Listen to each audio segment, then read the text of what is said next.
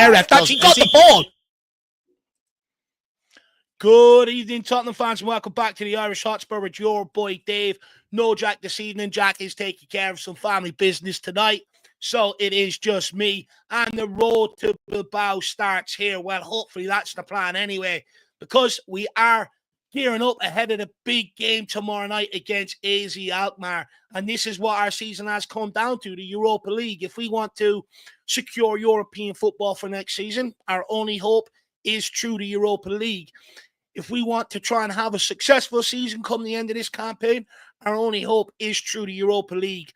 And I think we need both. If we want some stability over the summer heading into next season, something really to build off, we need to secure a Europa League victory. We need to try and go and win that competition, because if we don't get European football next season, it's something we touched on last night. You know, forget about Ange Postecoglou for a minute, but in terms of our best players, they will be poached off by other European clubs who can offer them, Premier League football and stuff like that. And we won't be able to stand in the way. They're going to force the issue to leave. So in order to keep our best players and really build on this, we really need to have a strong run between now and the final. We really need to make that final at all costs.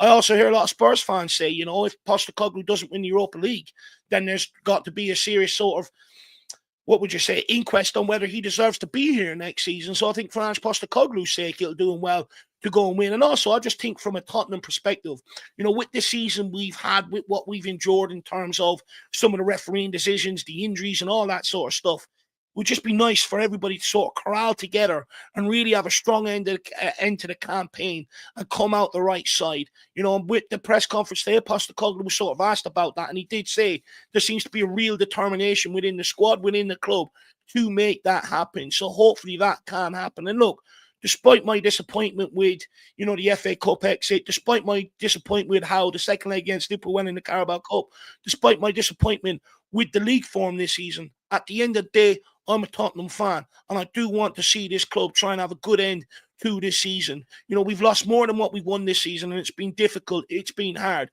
and I don't want this to continue. So I do want Tottenham to go out there and put some respect on our name and play AZ Alkmaar off the park. Now, look, it's not going to be easy tomorrow night. You know, they did take Galatasaray over 2 legs. The warning signs have been there before we went out to the likes of, not AZ Alkmaar, who was it? Vitesse Arnhem. We got absolutely demoralised that night, came out of the game with so many excuses, etc., etc. The warning signs are there to not get too carried away. But if we are serious about going on and winning trophies, and if these players are serious and this manager is serious, they'll go out there and wipe the floor with these over 2 legs. Now, we will go through some of the press conference just here quickly, to sort of, because it is only fresh off the bat today. So he was asked, about, who's basically travelled, who hasn't.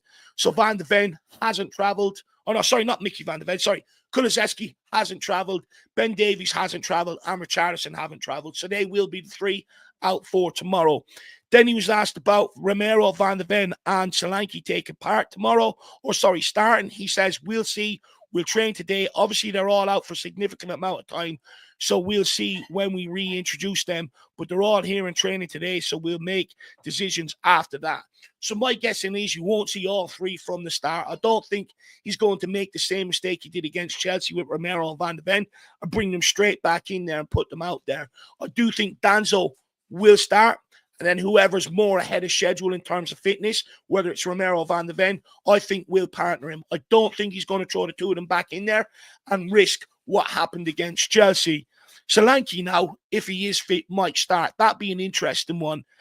And then about the Argentina call up as well. You know, now, look, it is something that the Spurs knew was coming. You know, they were speaking to Argentinian representatives, and obviously they've probably given the go-ahead that he will play some part for Tottenham before he goes away on international duty. So maybe not a big, massive talking point and stuff like that. It does seem like this one has been well communicated. So hopefully that's the case. And then interestingly, he was asked a little bit about Yves Bissouma being at a ski resort earlier this week. And, one of Postecoglou's reply was like, the first reply was like, what sort of stupid question is that? But I think, Postecoglou did say, look, they had days off. The human beings, they're entitled to enjoy themselves. But, it's up to them how they use them days off. He did say sort of, that they could use their time to help them be ready for what's in store for us. which I think is what Postecoglou would prefer to use some time for. And it's safely to say off the back of that, I don't think he was a fan of Bissouma going away to the ski resort, especially with a lot of his performances that he's put in this season. So I would say that probably rules him out of the starting lineup tomorrow. Now, look, everyone's going to have their own feelings on it. Of course, they're human beings. They're exceptionally rich human beings. So when they have days off, they can go wherever they want. But at the end of the day, your income comes from being a professional athlete. So that should be your first and foremost. And I just think attitudes like that is why he's going to be moved on in the summer and probably why he won't be in the starting lineup. Lineup tomorrow. What happened there? I sound like a little girl there for a minute. Sorry about that, guys. So yeah, basically that's a bit of the news basically from the pre-match press conference as well with the Kulusevski injury. They reckon that he's going to be up until after the international break anyway, so we won't see Dejan Kulusevski this side of the international break, and they're sort of waiting to find out how severe it is. Apparently, he's been having this foot problem for a while now, but apparently it's got to the point now where he's really feeling it, and it's sort of becoming unplayable on. So, interesting things from the press conference today. Hasn't really alluded to whether the three that have been out, Solanke, Romero, Van de Ven, are all going to walk straight back into this lineup. But it does seem like that they're fit, they've travelled with the squad, and they will play some part. So very, very interesting. So that's basically what has come out of the pre-match press conference. And then obviously if you want to talk about, team selection, who should start at fullbacks tomorrow, if you want to talk about, the front line as well, it's not really firing on all cylinders. Would you make changes? For instance, does Udebur deserve to keep his place in the team? So there's plenty of things to be able to talk about tonight. Should they, for instance, if Solanke isn't fit, does Dane Scarlett deserve to start ahead of Tell? Should Brennan Johnson be dropped because of his contribution against Man City? Can you pass me out a drink, please? Against Man City, because he wasn't too good. So there's absolutely plenty of things to be able to talk about tonight. Anything else? Let me see. Also, do Spurs have to take full advantage of coming away from that ground tomorrow with a victory in hand heading to the home game? How do you think the game's going to play out? How do you think we should approach it? Should we sit back in and look to consolidate? Look to consolidate and get back for the home leg and take it at home? Or should we have no fear, go out and go at them from the off and look to win easily away from home and make our home job a lot easier? So there's plenty of things to talk about, like I said. So we've got guests lined up in the back end, who are members, who have availed of the link that is up in the community section. If you are members and you want to get on your fan show members, the link is up in the community section. Simply just click it. It will bring you straight in here.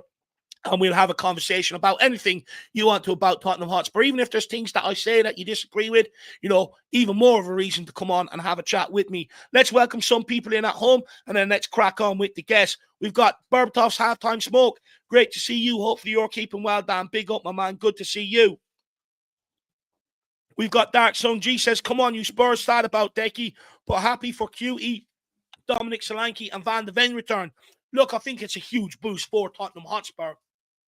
I think, I hope Romero comes back and sort of hits the ground running, because I think with the way he sort of started the season and with the long injury layoff, I do think people have forgotten of maybe how good he actually really is.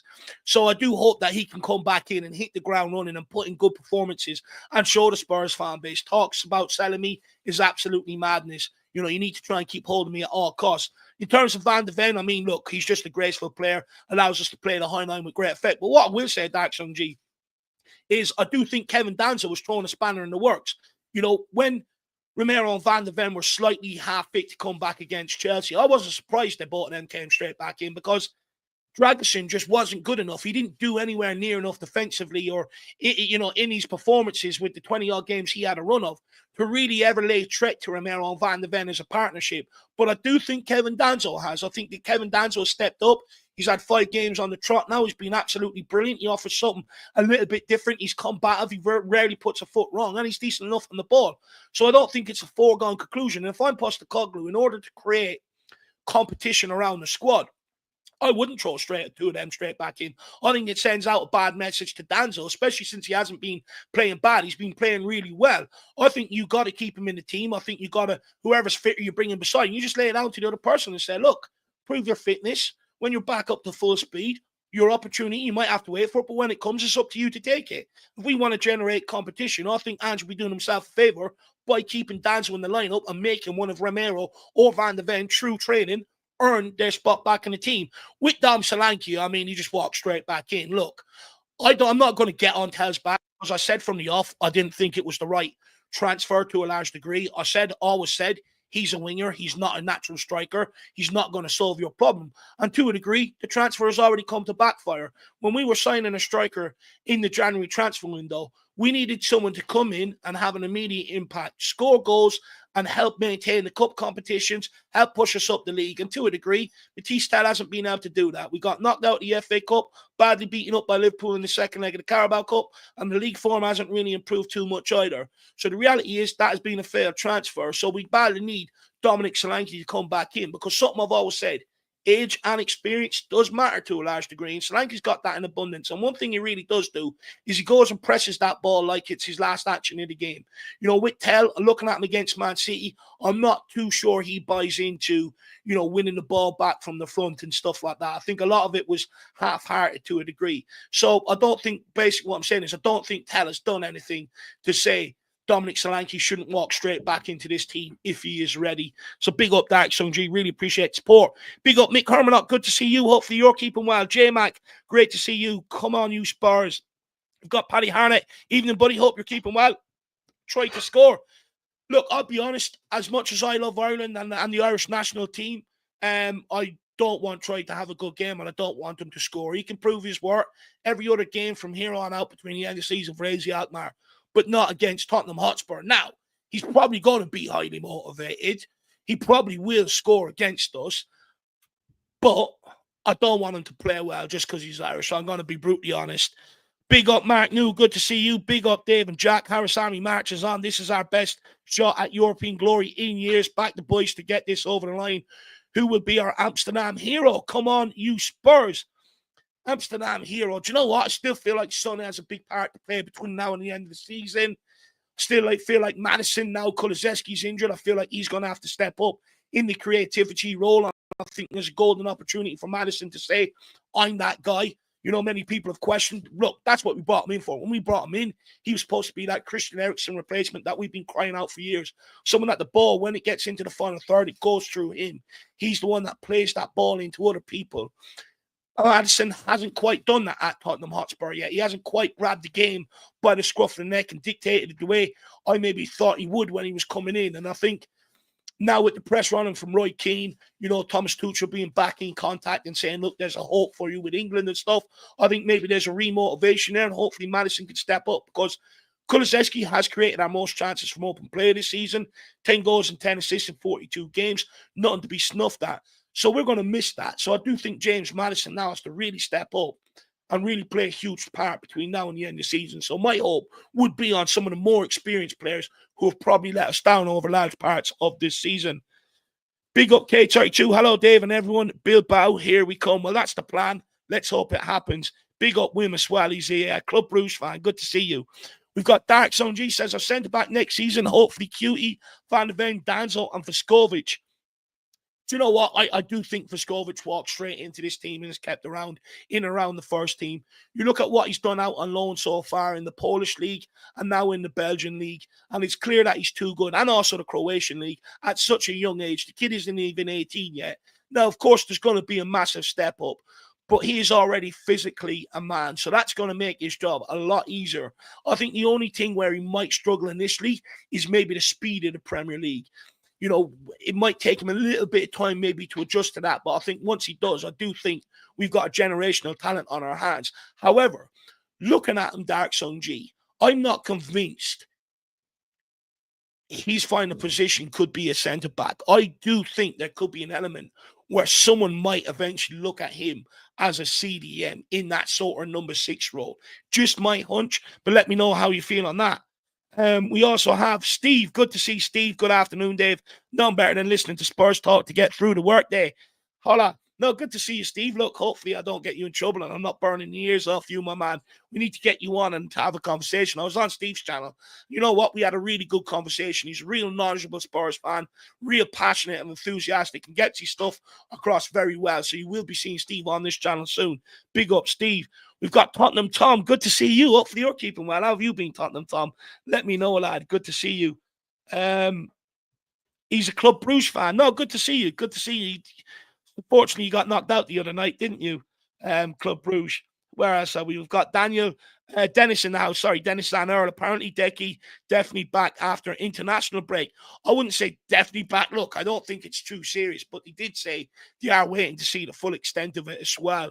So, look, let's wait and see on that. I'm not going to sit here and speculate. Look, I want him back as quick as possible. Everyone knows me. I really rate Kulusevski. So, for me, this is worst case scenario. They took Harry Kane from me, and now they're about to take Kulu from me. It's just wrong. We've got Adrian in the house. Good to see you. Hopefully, you're keeping well. DB, as always, great to see you. Hopefully, you're keeping well. And we've got Thompson as well. Says lineup. Good to see you, Thompson. Lineup ain't out yet. Nowhere near out yet. Jason Bell says, big up, Dave, and everyone in the chat. Great to see you, Jason. How are you keeping, sir? We've also got MJ Marquez. Good evening, lads. Hope all is good. And look, I can't complain. How are you, my man? We've got William Webb Cyclone about to hit here in Queensland. Let's hope Spurs have a big win to cheer us up. Well, look, hopefully it doesn't cause too much damage. Hopefully you survive the cyclone, William Webb. You know what? I'm actually fortunate enough, here in Ireland, to be fair. You get days where it's like piss and rain or hailstone or windy, but we don't get like hurricanes, cyclones, and all that sort of mad jazz. So I can't say I really know what it feels like to be in the middle of them mad things. But look, hopefully you and everyone else around you keep safe, William. Big yourself up. And look, hopefully Spurs can get a big win tomorrow. I would like to see us go out there, because all of our eggs are in this basket, and really just put on a good performance for Spurs fans. Give us something to rally behind between now and the last 16. At the end of the day, they are the bookies' favourites, Tottenham, to go and win this competition. Go out and make a statement and show why. I don't want to see us limp over the line. I don't want to see it become a difficult game. Look, I think for the first half an hour, they're at home. They're going to use the home crowd to their advantage. They are going to press us. Watch out for that. But the reality is, after half an hour, we should be able to settle in, find a way to play through it. You're talking about massive disparities in paychecks and that. And because the reason why we pay higher wages to the guys than AZ Alkmaar, for instance, because there's supposed to be a massive gap in quality. So hopefully that shows true tomorrow night, William. We also have Scott Hynam in the house. Good to see you. Hopefully you're keeping well, Scotty boy. We also have Ribsy in the house. Great to see you. Hey, all. Good to see you, Ribsy. Hopefully you're keeping well, man. We've got someone from Wollongong, New South Wales, says there's a massive storm expected there. Well, hopefully you're keeping safe as well. And same as you, Ribsy. Not sure if there's a storm your way as well, but hopefully you're okay as well, my man. We also have the DirishHotspur in the house. Big up DirishHotspur, says me plus 13 Danish fans are driving to AZ. 10-hour drive. No way, man. Absolutely unbelievable. I suppose you've probably, hired a minibus. Do you know what? I'd say that's absolutely great crack. Hopefully you have a good time. And do you know what? To put the cherry on top, hopefully we go and score goals tomorrow, and it will really be a memorable trip for you and all the Danish Spurs fans traveling. So big yourself up. There's actually like 50 of us Kildare Spurs fans heading over in May for the Crystal Palace game, so that's going to be a right old trip as well. So hopefully you enjoy yours, the DirishHotspur. Big yourselves up, and hello all the boys. Hopefully you enjoy yourselves. We also have Enigma 83. AZ have Coop Miners. He's good. He is a good player. He's one that gets about that midfield, turns the ball over, gets on the press. He is their guy in that midfield. You're absolutely spot on. And Jack alerted me. He is brother of the other Coop Miners that's in one of the Milan teams at the minute as well. Stateside Footy. If you are a fan show member, the community section, if you go to the post section, you will see the link for yourself there. It'll be up there, my man. Let me just find out how you do it. I'll walk you through it as I do it here, Stevie. So basically, you go to our page, you go to posts, and then underneath posts, you will see it there if you're a fan show member, Stevie. Big yourself up, my man. And we also have Dark Sung G. He says, this will be Vicario and Cutie's first game in Europe in a long time, and Spence's first game in Europe. Fiskovic knows how to score goals for fun. Van der Ven returns to Netherlands.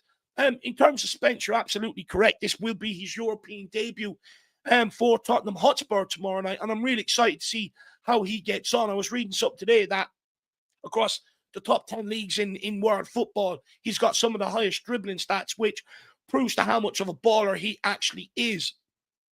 And you know what? He's had a long road to get here. He was initially sort of excluded from the first squad, but he didn't cry, he didn't give up, he didn't moan. And you know what? He sets an example to most other people at the football club when things aren't going your way, or even if the manager's maybe being a bit harsher on you than everybody else. You put your head down, you work hard, and you will gain your rewards. And Spence is a leading example of that. And that's why I hope this kid gets a renewed contract and he's kept around for quite some time yet. Because rather than what we've seen from other players where they bitch, moan, and cry and they want to leave the club, he hasn't. He's put his head down, he's worked, and he's earned it. And you know what? I think he's going to go out there and he's going to perform. He's going to be excited tomorrow night. In terms of the carry-on cutie, yeah, I think carry-on, is it only his first or second game in Europe this season? I'm not sure he's played in Europe this season, has he? And Romero, I think maybe he's played one, if I'm correct, in Europe. So, yeah, look, but you know, I think we were always expecting that, though, to a degree, Dark Sung G. You know, I always said coming into this season, you're going to see a lot of maybe some of the youngsters in the periphery of the squad play in the early European games because the quality and the level of opponents ain't as good. But come the knockout stages, you will see our best players start being integrated into the competition then. So hopefully they can stand up to the test and ready to go because we do need them if we want to go and win this competition. That's why we're the bookies' favourites, because they feel if we've got a fully fit squad, we have enough to be able to go all the way. So we do need everybody fit and available. Dark Song G, big up, my man. Really appreciate the support. Trinidad says, smash that like button. Everyone, nice one, Dave. Come on, you Spurs. Good to see you. We also have the Spurs analyst. Good to see you, Spurs analyst. Just you have your own channel if I'm correct. If that is the Dan that I'm talking about. It's a big up, Dave. Tougher game tomorrow. Then people think, look, it's not going to be easy. Like I said, you know, they beat Galatasaray, you know, to get here. But we did beat them earlier on in the season with a makeshift team. You know, the back line that started, I think Destiny Adogi could be the only one that might start tomorrow. The midfield three will be the same of Madison, Bentancur, and Bergvall. But I think the front three will probably be different to a large degree as well, and the goalkeeper. So bar the midfield three, there's going to be a lot of changes, and I would hope having that extra quality in there should actually help us beat them a bit more comfortably than what we did in the first leg. But I agree with you. It's not going to be easy. Going away from home in Europe in general isn't easy. You can very quickly be caught off guard on your day if you're not at it and you take time to come and settle in or you're in the comfort zone. You can very easily be caught. Look, the big thing for me, Dan, is just don't be out of the tie coming to Tottenham Hotspur Stadium. What we can't afford to do is let them have a 2-goal lead coming to the Tottenham Hotspur Stadium, because I don't back us to be able to break them down and score 3 goals and keep a clean sheet to go and win it. So we've got to come out of the game with something to hold on to in the home leg, in my opinion. Big up, Dan. Hopefully you're keeping well, man. We've also got Rain Man in the house, says, week break, felt like a month. Ready for AZ Alkmaar tomorrow. Come on, you Spurs. Do you know what? I'm not going to lie. It was actually nice to have a weekend off and not have Tottenham ruin it, to be quite frank, because even when I was sick, Tottenham still managed to ruin it with the Aston Villa performance and that. So it was nice just to have a weekend off, relax, you know, do other things and just not have Tottenham ruin it or not have Tottenham to worry about, to be honest with you. But good to see you, Ray, man. Hopefully you're keeping well, sir. Who else have we got here? We've also got Peter Kagase as well. Great to see you. 6:27 a.m. in Melbourne. Peter, you've been awake since like 3 o'clock today. How do you do it? You must never sleep, Peter, or else you must work at nights. Big up. Good to see you, my man. And also, I know you're from down under as well, so hopefully, you know, you're safe from the storms down there as well. And then Kulu Elusive's right foot says, good evening, Dave and chat. I'd like to see Archie get some time in the midfield. Now we have our centre-backs back. He should be on high after his young player of the year one. And do you know what? Fully deserved. And I'm actually glad he got noticed. Everyone was on about Lewis Smiley, Skelly, and that other idiot from Arsenal as well. And look, to a degree, you know, they've come in and played well. But, you know, you're talking about Archie Gray, who's come in, he's played at centre-back, he's played in Europe, you know, out of position, at full-back. He hasn't come in and played in his natural position, and he's been absolutely phenomenal. Like I've always said, he looked better at centre-back than what Radu Dragosin did, which shows the measure of a player for me. You know, I've always said a good player can be competent in other positions because he's got a real good understanding of the game. He understands football. A system player is a player that is suited to certain systems. You put them anywhere else, they look like they've never kicked the ball before. And I think Archie Gray is one of them. He's a top player, and I'm glad he's getting the recognition he deserves. In terms of midfield, look, I've always said, you know, from the start, I think he will be used across the back line because we were short across the back line. And look, now that you are getting Romero and Mickey van der Ven back, I think hopefully towards the end of the season, we'll see Archie Gray pushed into midfield. But I think until they're fully back, I think there will still be part of Ange Postecoglou that will hold them across that back line until it's proven otherwise. But big up, Kulu. Let me know your thoughts on that as well. Then we've also got Dark Zone G. Can't wait to see the bench tomorrow with Cutie van der Ven and Dominic Solanke back. But you know what? It's going to be an interesting one because there are going to be, well, actually, no, it's Europe, so you can have a larger bench. But come the weekend, it'll be interesting because a few players will have to miss out on the match day squad altogether. But, you know, it's one thing I liked against Man City. You know, we had options off the bench. It was good to have them options again. Did Postecoglou use them to the best of his ability? I mean, that's another question. But it's just good to have these options again. And tomorrow, hopefully, we'll have even more options off the bench again, Dark Zone G. So you're absolutely spot on there. And, you know, it's just nice to have it. It's nice to feel like a proper football club for once where you have all these options off the bench and stuff, because for large periods, it's felt like a relegation club, largely, to be quite frank. So hopefully everyone can step up and perform now. Look, it's one thing having options, but it's another thing everyone performing to the best of their ability and fulfilling their roles, whether it's from the start or off the bench as well. So hopefully the players can do that. So big up, Dark Zone G. Really appreciate the support. But look, let's get going, guys. We will start with the one and only Dermotron. Let's bring him on. Let's hear what he has to say. Good evening, Derma. How are you, lad? Yeah, not too bad, man. Looking forward to tomorrow. You know, European nights, always excitement. It's always a good excitement when Spurs are in Europe, and can't wait. We should win this two-leg. As I said in my predicted sort of pre-match predicted thing for your creators show, that look, we should beat these no problem. We beat them 1-0 earlier in the campaign, and there's no reason why we can't do it again. Get a good result in Holland and then come back and just see it through nice and easily to probably a quarter final, probably against Frankfurt, because I think Frankfurt would beat Ajax. So I think that would be our quarter final appearance, quarter final opponents. But look, we should be confident tomorrow night going there. We should beat these guys. This is an easy tie for us. You can understand, though, like, surely you can understand maybe the people that maybe aren't too confident, though, Dermo. Like, you know, look, the Europa League, for prime example, you know, look at some of the teams we were playing there. We're expecting to go out, slap them up 3-4-0 easy night. It never happened. You know, we have had our pants pulled down in Europe away from home for quite some time. I remember we went out to Zagreb. We had something to hold on to spectacularly. We got slapped up, 4-1 that night, you know. So we are capable of big capitulations in Europe. I remember under Pochettino, you know, we lost to Club Brugge in the last 32 and got knocked out. I couldn't even fathom Tottenham losing to Club Brugge back then. So, like, surely you can understand maybe some people, maybe there is a bit skeptical given some of the disasters in the past. Yeah, you can. Look, just very quickly, Dave, I'm sorry. I just got I can't even see myself. There you go. That's better. I can't even see myself. I think a few of them was wondering where I was because with the white shirt, the white background, they were wondering where I disappeared to. But look, I get what you're saying. We haven't really done ourselves proud in Europe over the years, and I will admit that we haven't done great. But we need to put that to the past now. Tomorrow's a new day. Tomorrow's a new game. It's another game. We just got to put that to the back of our minds and have the confidence that we can go on and win this game. They're beatable. They are beatable. They're not the greatest side in the world. They've done well to get into a European competition. But look, we're not playing Real Madrid or Barcelona or Bayern Munich or some of these big European teams. This is just AZ Alkmaar. So we should go out there and do a job and get a result and take it back to the lane. But we have a tendency to shoot ourselves in the foot. We do. But I can't see it tomorrow night. I'm fully confident we can get a result tomorrow. Look, I'm on your side of things ultimately. I do think, you know, we should have more than enough quality to beat AZ Alkmaar. I think if you lose to AZ Alkmaar, I think it's an absolute disaster and a crisis, to be honest, rather than actually AZ Alkmaar just being a better team. They're not a better team. We've got a better squad. We should be beating these. I'm on your side of things. However, I was lying in bed last night. Vitesse Arnhem started playing through my head again and stuff like that.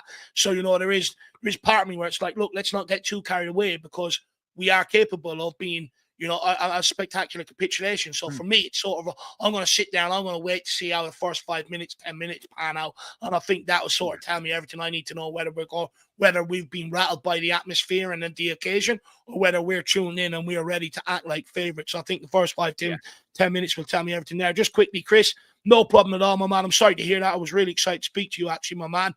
Look, if you want to keep trying, be my guest. But if not, my man, look, stay in the chat and we'll still communicate. If there's anything you want to get across, let me know. I know Dan said he's looking to come on. Dan, if you've got my number or my email, just get in contact. Usually, in fairness, people are paying memberships and this is their time.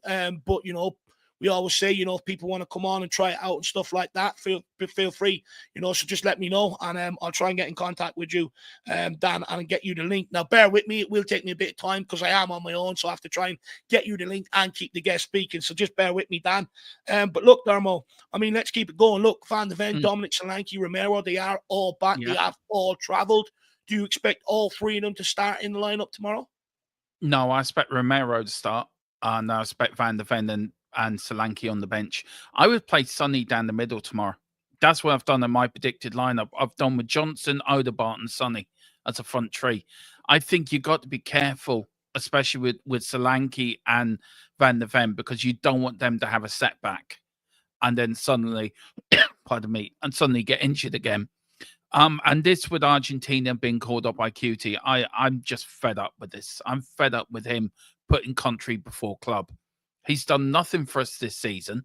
He's been injured, and his main priority should be come back and help Tottenham up, to help Tottenham to the end of this season. For one season, just put your international, preferences to one side. We pay your wages. Argentina don't. So you put Tottenham first. We've helped you through your injuries. We've helped you through your hard times. We're like a little bit of payback now, a little bit of just putting us first.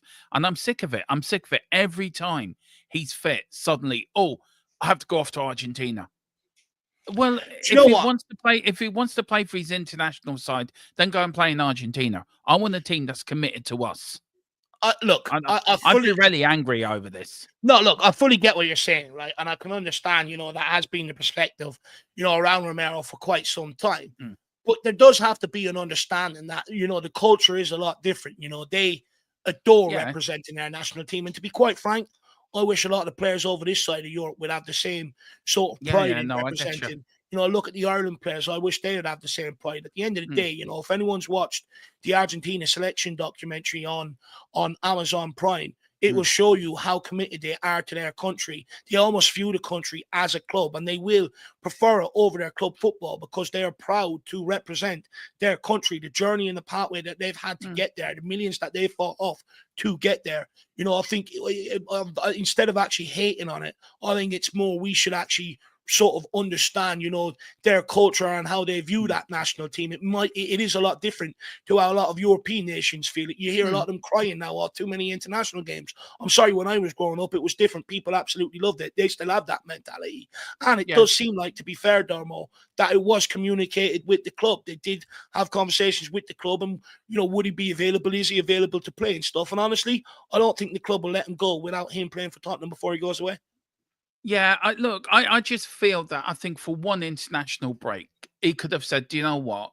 I owe Tottenham a bit here." He's only played a certain amount of game for us, and I think one game. I don't mind him playing for Argentina. I get how important it is to play for your country. If I was a professional footballer and I was picked to play for the Republic of Ireland, no one would be more prouder than me, and you'd be the same, Dave. We'd bust a gut to play for our country. I get it, but I think just for this international break, give Tottenham back a little bit. Put Tottenham first. But look, I get it. Ozzy Ardiles was the same. But Ozzy Ardiles, when he played for us, always put Tottenham first before Argentina. And this is why I think he gets a bit more. Look, I love Romero. Great defender. Can't wait for having him back. But give us something. We've looked after you. We pay your wages. We make sure you get the best quality in getting fit. You got the best quality in getting there. We give you the best of everything.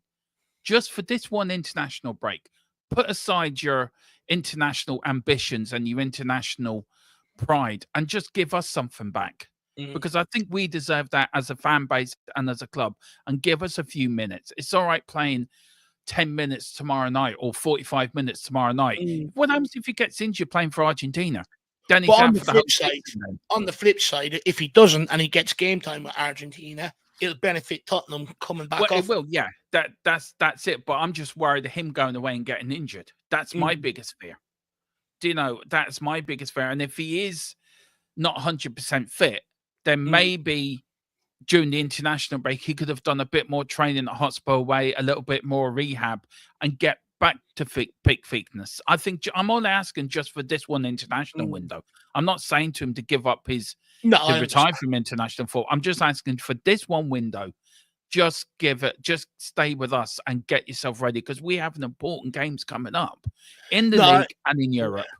No, look, I fully understand what you're saying there. Look, DB's having a pop. He's saying, no, Dave, they're getting 150 grand. And look, I do understand your point of view. Maybe look, just say to Argentina, just for this one, look, I'm not 100% fit. I need to get back fit. I'm under pressure here at Tottenham Hotspur and stuff like that. Get me for the next one. I do understand what you're saying. And to an element, other players have sort of done that before. Players have rejected England to, stuff like that, to focus on club football. And look, it has happened. I do understand what you're saying. And maybe to an element, with how poor, he's been to at points this season, maybe he probably does owe us that. I can understand that. But I do think that, again, like I reiterate, I think there has to be an understanding that these guys are proud to go and represent their country, and just because I get that something that we're used to, I don't think it should be knocked. Big up, Phil. Good to see you. Hopefully you're keeping well. Big up, my man. Good to see you in the building. We've got Dark Song G says also QE is. I think there's a first one here. We'll take this quickly. Darmo says Danso did the press conference, which means he starts. Also, his mentality looks class, and based on his comments, did you see Spurs clips arriving at Alkmaar? Look, I really like Danzo.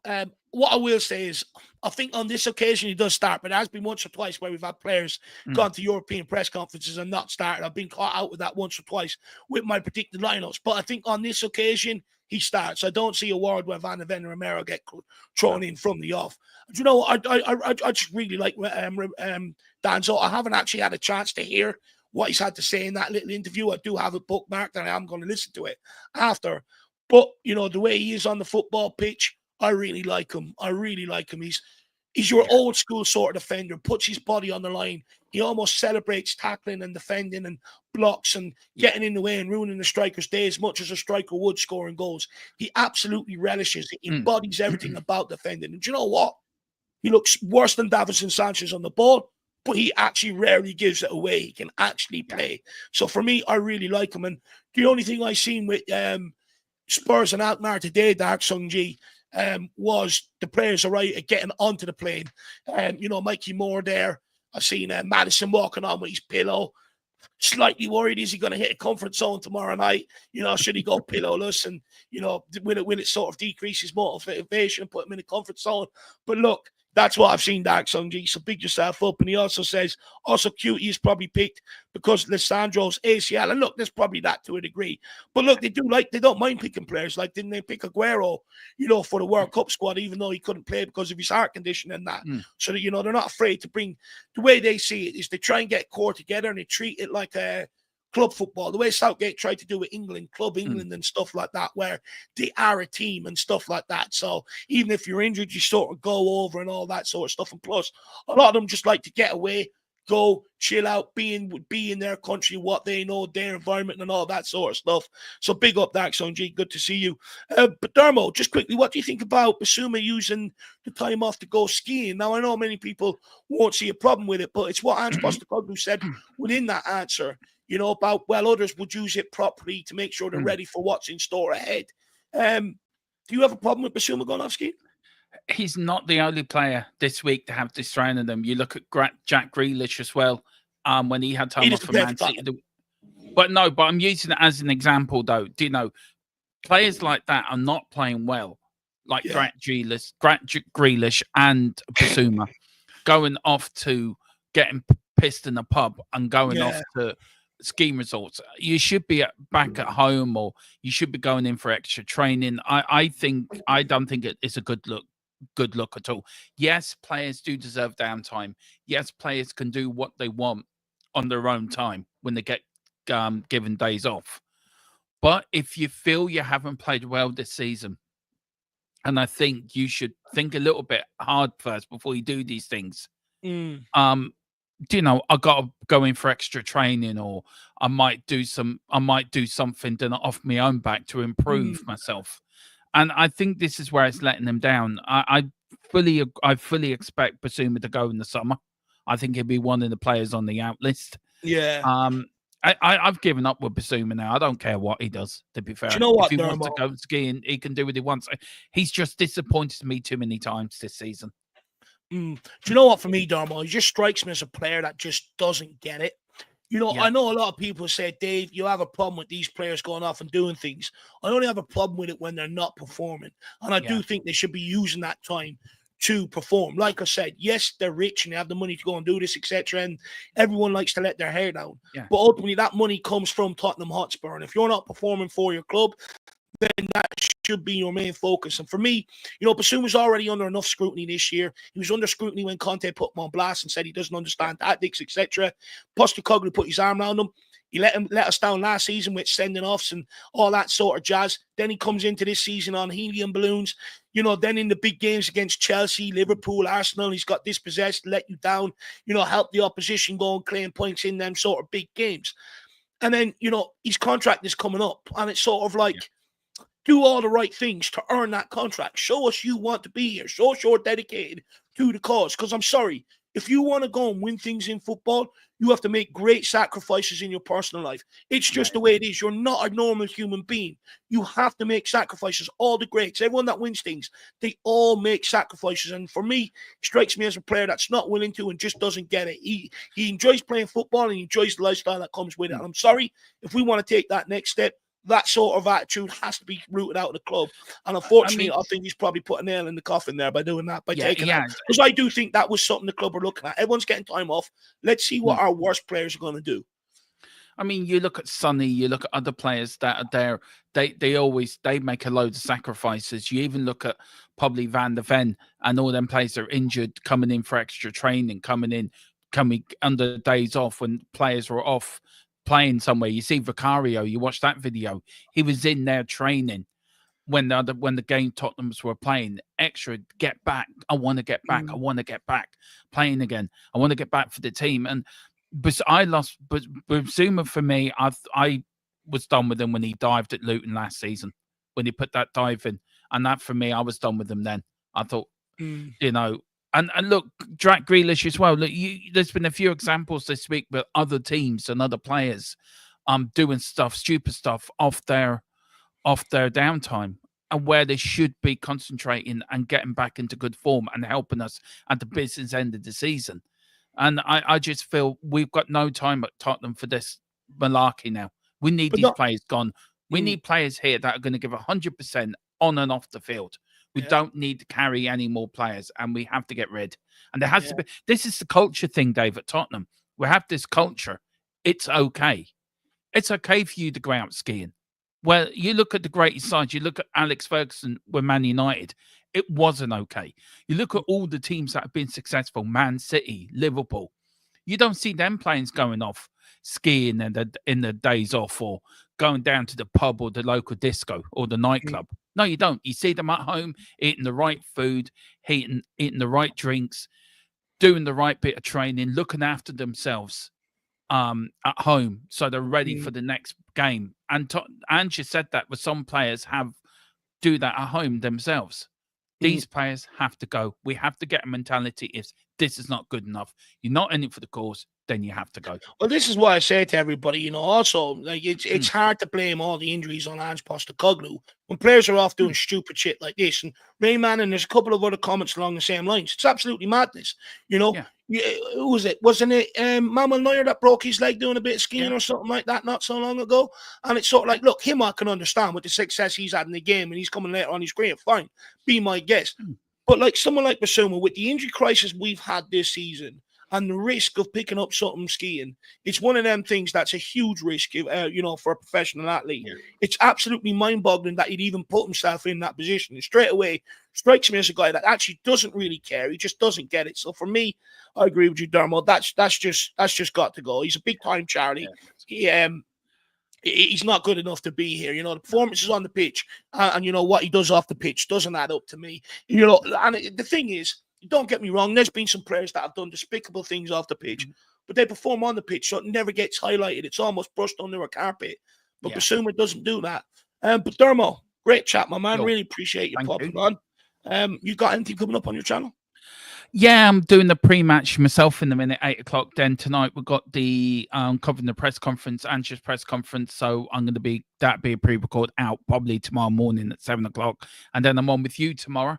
And then tomorrow I've got my own match day stuff on my channel, and then I'm on Big Up on Friday, and then Saturday I'm on Big Up on Saturday covering the Liverpool game. So I'm going to cover a few other games over there. But yeah, if you like and subscribe over in JHFC till I die, would appreciate it as well. It'd be really, really appreciated. We're looking to end the season on the high. We've reached 2K. We're on the march for 3K now. So let's make a big dent in it between now and the end of the season. No worries, guys. Please get over, check out Dermo's channel. Dermo, if you want, feel free to put it in the chat there, my man. If not, I'll do it for you in a minute. Get over, check out Dermo's channel, THFC till I die. Dermo, we'll speak tomorrow, man. Yeah, speak tomorrow. Take care, everyone. Please like and subscribe, and good luck. And Dave, enjoy yourself with the rest of the crew that's coming on. Should be interesting. I'll catch you later when I finish my show. See you later, Dermo. Have a good one. See you later, man. You too, man. Bye-bye. Bye-bye. So, guys, that's Dermo. That's everything that Dermo's had to say. I really enjoyed that conversation, actually, and you know what? I'm surprised to see so many people sort of agree with me, when it comes to Bissouma and the skiing, because, when I pulled out Madison and Johnson for being at the darts and not performing, a lot of people sort of had a pushback against me on that one. So I'm quite surprised to see a lot of people actually agreeing with the Bissouma thing. I just think it's absolutely madness to put yourself out skiing when we've had the injury problems we've had and stuff like that, and the fact that he hasn't performed well, he's not in the team and stuff like that. To use your time off to do that shows me he's not committed to being here. So he's got to go. He's just got to go. But look, let's keep it moving. We do have 3 guests. We've got Ryan, we've got Daniel, and then we have Dan from the Spurs analyst. So we'll hear what he has to say as well. But look, let's keep it moving. Let's get on Rhino. Let's hear what he has to say. Good evening, Ryan. How are you? Evening, man. Evening. You keeping well? Yeah, not too bad, man. Not too bad. Bit of a stressful week, but it is every day a stressful week when you got 2 cats running around trying to play with each other, and you've got a kitten just running around, and you have to put her in timeout every 5 minutes. Well, look, hopefully Spurs can release that stress tomorrow. Now, Spurs aren't known for releasing stress. They're known for adding for it, but hopefully they can release it tomorrow. Rhino, look, where are you at right now in terms of, the European sort of road? Because it's all we've got left, right? Look, the Premier League, we're not really going to get a European qualification spot through there. Obviously, I want to try and finish as high as possible, but to a large effect, it's sort of irrelevant. How are you feeling about our prospects in terms of the Europa League? Because a lot of Spurs fans, to a degree, sort of have a sneaky feeling that we could go and win this. Do you share that sentiment? You can already tell me just laughing that I don't agree with that in any way, shape, or form. Why do you disagree with it? Why do you think we're not gonna we can't do it? Look, when I said this, I think it was last week. I think we come up against anyone like a Bilbao or an Italian team. They're gonna suss out our numbers. They're gonna have us. So the road. It's more like, so is it a case you think we're going to come up against a better team, or do you think we're going to come up against a better manager who might tactically outsmart us? It's going to be a manager who tactically outsmarts us. It's not even that the team, when it's at full, because look, I agree with you, yeah, right? The team with a different manager, we are favourites. We've got a different manager, but with Ange in charge, or should I say Ange Postecoglou? I know you don't like that saying, Dave, but that's how I see it. And I know you don't like it, but that's how I feel. Look, He's just because I don't like it, anti-Costa. it doesn't mean I can't sit here and hear it. You're entitled to your opinion at the end of the day, lad. No, but obviously I know you don't like it because it's like you're. I'm not saying you're an Ange lover, but you're not. You just don't like it when people say that because it is what it is for you. You've got that soft spot for Ange. Let's put it like that. No, look, the thing is, right, for me, when it comes to Ange Postecoglou, I watched his 2 years at Celtic. I know what he can do and what he can bring, but I think we've gone really wrong underneath him. I think, first of all, when we hired him, a lot of people were saying, oh, he's a project manager. And I was trying to tell people he's not. He's a guy not on the same level as a Jose and Conte, but a similar mentality where he wants to win. And I think he surprised a lot of people last season when he spoke about into the press. Don't talk to me about top four. We talked about trophies. This is the aim. This is what I'm here to do. Next season, I want to go and win that. And I also don't buy into the clue that he's got no clue. And the reason why I say that, right now, is because come Conte's end, people are saying he's tactically clueless. He doesn't work. He's outdated for modern football. It was the same with Jose Mourinho. They all left Tottenham, went on to do something elsewhere and be successful. Jose went on to win a Europa Conference League with Roma that we got embarrassed in the following season. Conte is now sitting nice and high with Napoli. In Serie A, looks like he can go on and win a league. And my thing is, we're bringing these guys in and we're not getting the best out of them on what they've done at other clubs. We're not helping them out with what they need to make it work. We bring them in. We hire them for what they've done everywhere else. But as soon as they get here and go, well, we don't care what you've done there. We want you to work our way. And it's like, yeah, but we're the losers. They're the winners. And I think we get it wrong. So I'm hesitant to sit here and go, Postecoglou has no clue. Because the reality is, I think once he leaves Tottenham Hotspur, I think he'll go on and prove a lot of Spurs fans wrong. For instance, Nuno. Everyone said he was absolutely useless. How many people would want Nuno back at his football club based off what he's doing at Nottingham Forest? Do you know what I mean? Let's put it like this, Dave. That's why I'm very hesitant to blame the managers. For me, the way I see it is, if you want the managers to thrive at Tottenham, you bring in the players to suit their system. We had Jose Mourinho, Conte, and Nuno, 3 defensive no managers. We gave them Eric Dyer, Sanchez, and all that to sort of work with, and we improved other areas of the team. Now we've got Postecoglou. We brought in brand average forward players to fit an attacking system. And my point is, we don't help the managers, and that's why I don't go after them. I go after the people above because I don't think they do the right things to really get the best out of the managers at Tottenham. So just to give a bit of explanation. Right. Well, let's put it like this, right? I'm not one that would want Nuno back. Right? I can back any manager as long as they're defensively solid. Right? I can back like I was saying at the back, yeah, right? The only one I would not back, yeah, right, would be Nuno. Any of the other managers, I will have time for. Any of them, if any of them came back, I would have time for any of them, but just not Ange and just not Nuno. No, fair enough. Look, fair enough. Like, I'm not saying you have to agree with me. I'm just saying, to give you an explanation of behind, where I'm from, like, why I don't blame a lot of these managers. Because the reality is, the same people that are questioning his tactics now, I can guarantee you a lot of them's done the same to Conte. A lot of them done the same to Jose Mourinho and stuff like that. And it's like, it can't keep being the manager's fault. You look at the common denominator. The common denominator is the people that are funding these managers and giving them the players to work with. But look, how you feeling can you about put that quick question up again? Because someone did actually bring a question, didn't they? They wanted to ask me, so I want to obviously answer that. Steve says, hey, Ryan, quick question. What happens if Spurs wins 3-0 or 4-1? And it was so obviously convincing. Would you give Ange credit for setting the team up correctly?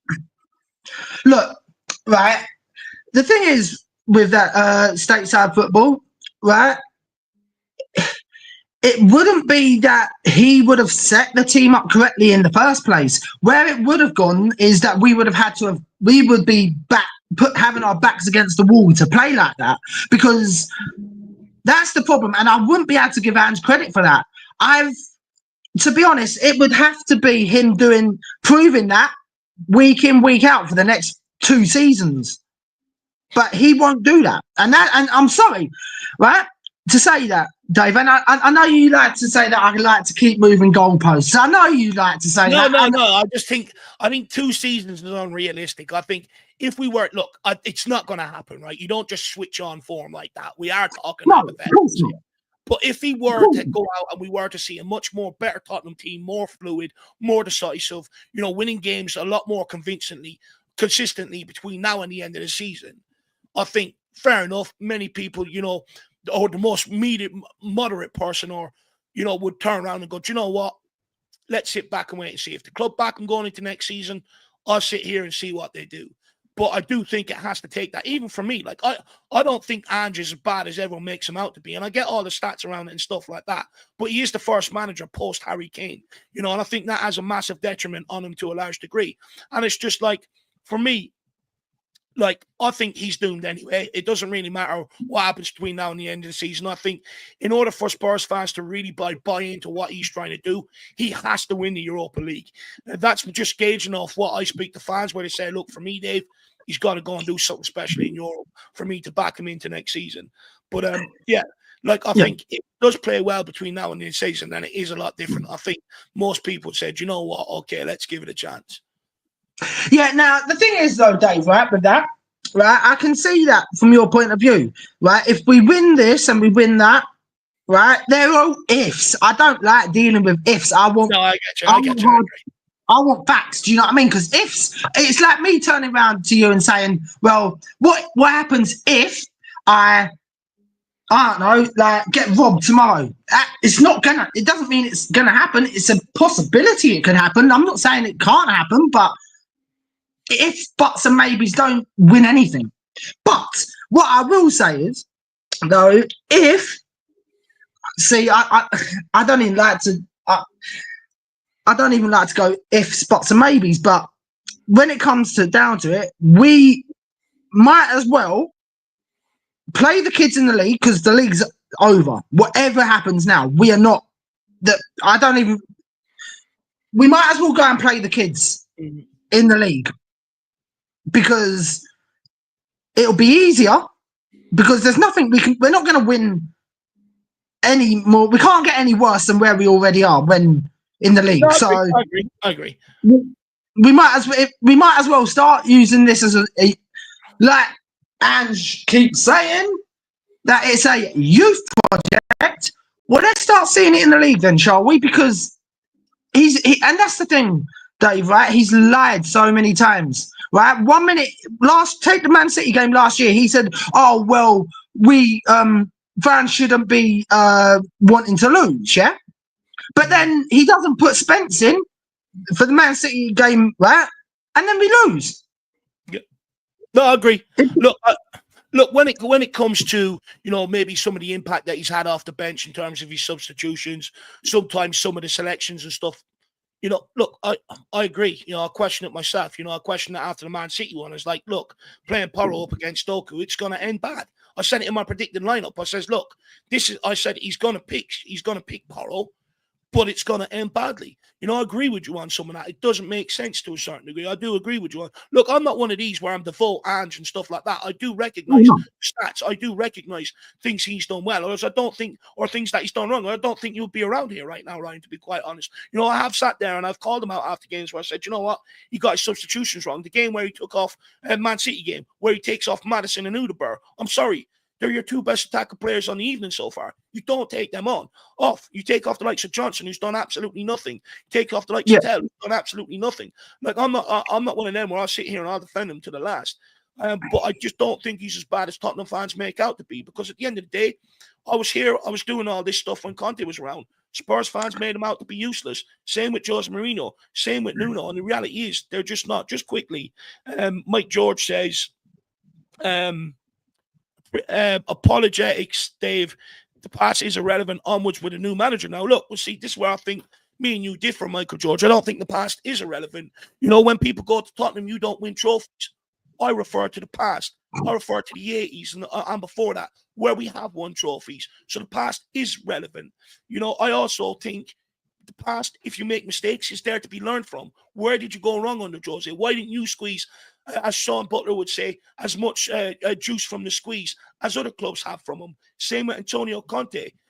So I do think the past, to learn from your lessons and where you keep going wrong, is relevant, to be quite frank. And look, like I said, also, I'm not sweeping stats under the carpet. I've acknowledged all along that these stats exist. I just don't buy into, like I said, I think many Spurs fans at the time were okay with Harry Kane moving on. No one foreseen how much of a hit we would take. I did. I sat here and I said to everybody, you're wrong. We are going to take a massive hit with Harry Kane. Our goals, and I actually went back and brought up the amount of winners and equalisers he put on the board and the 22 points from the season before and other seasons before that. And this is the hit we're going to take. And Postecoglou is the first manager to deal without that. So because I seen the whole that Harry Kane was going to leave, I also said to people, I don't care, you can give me 100 million. They ain't going to spend it right. I don't want to give them 100 million that they're going to piss up the wall. And that's exactly what we've done with it.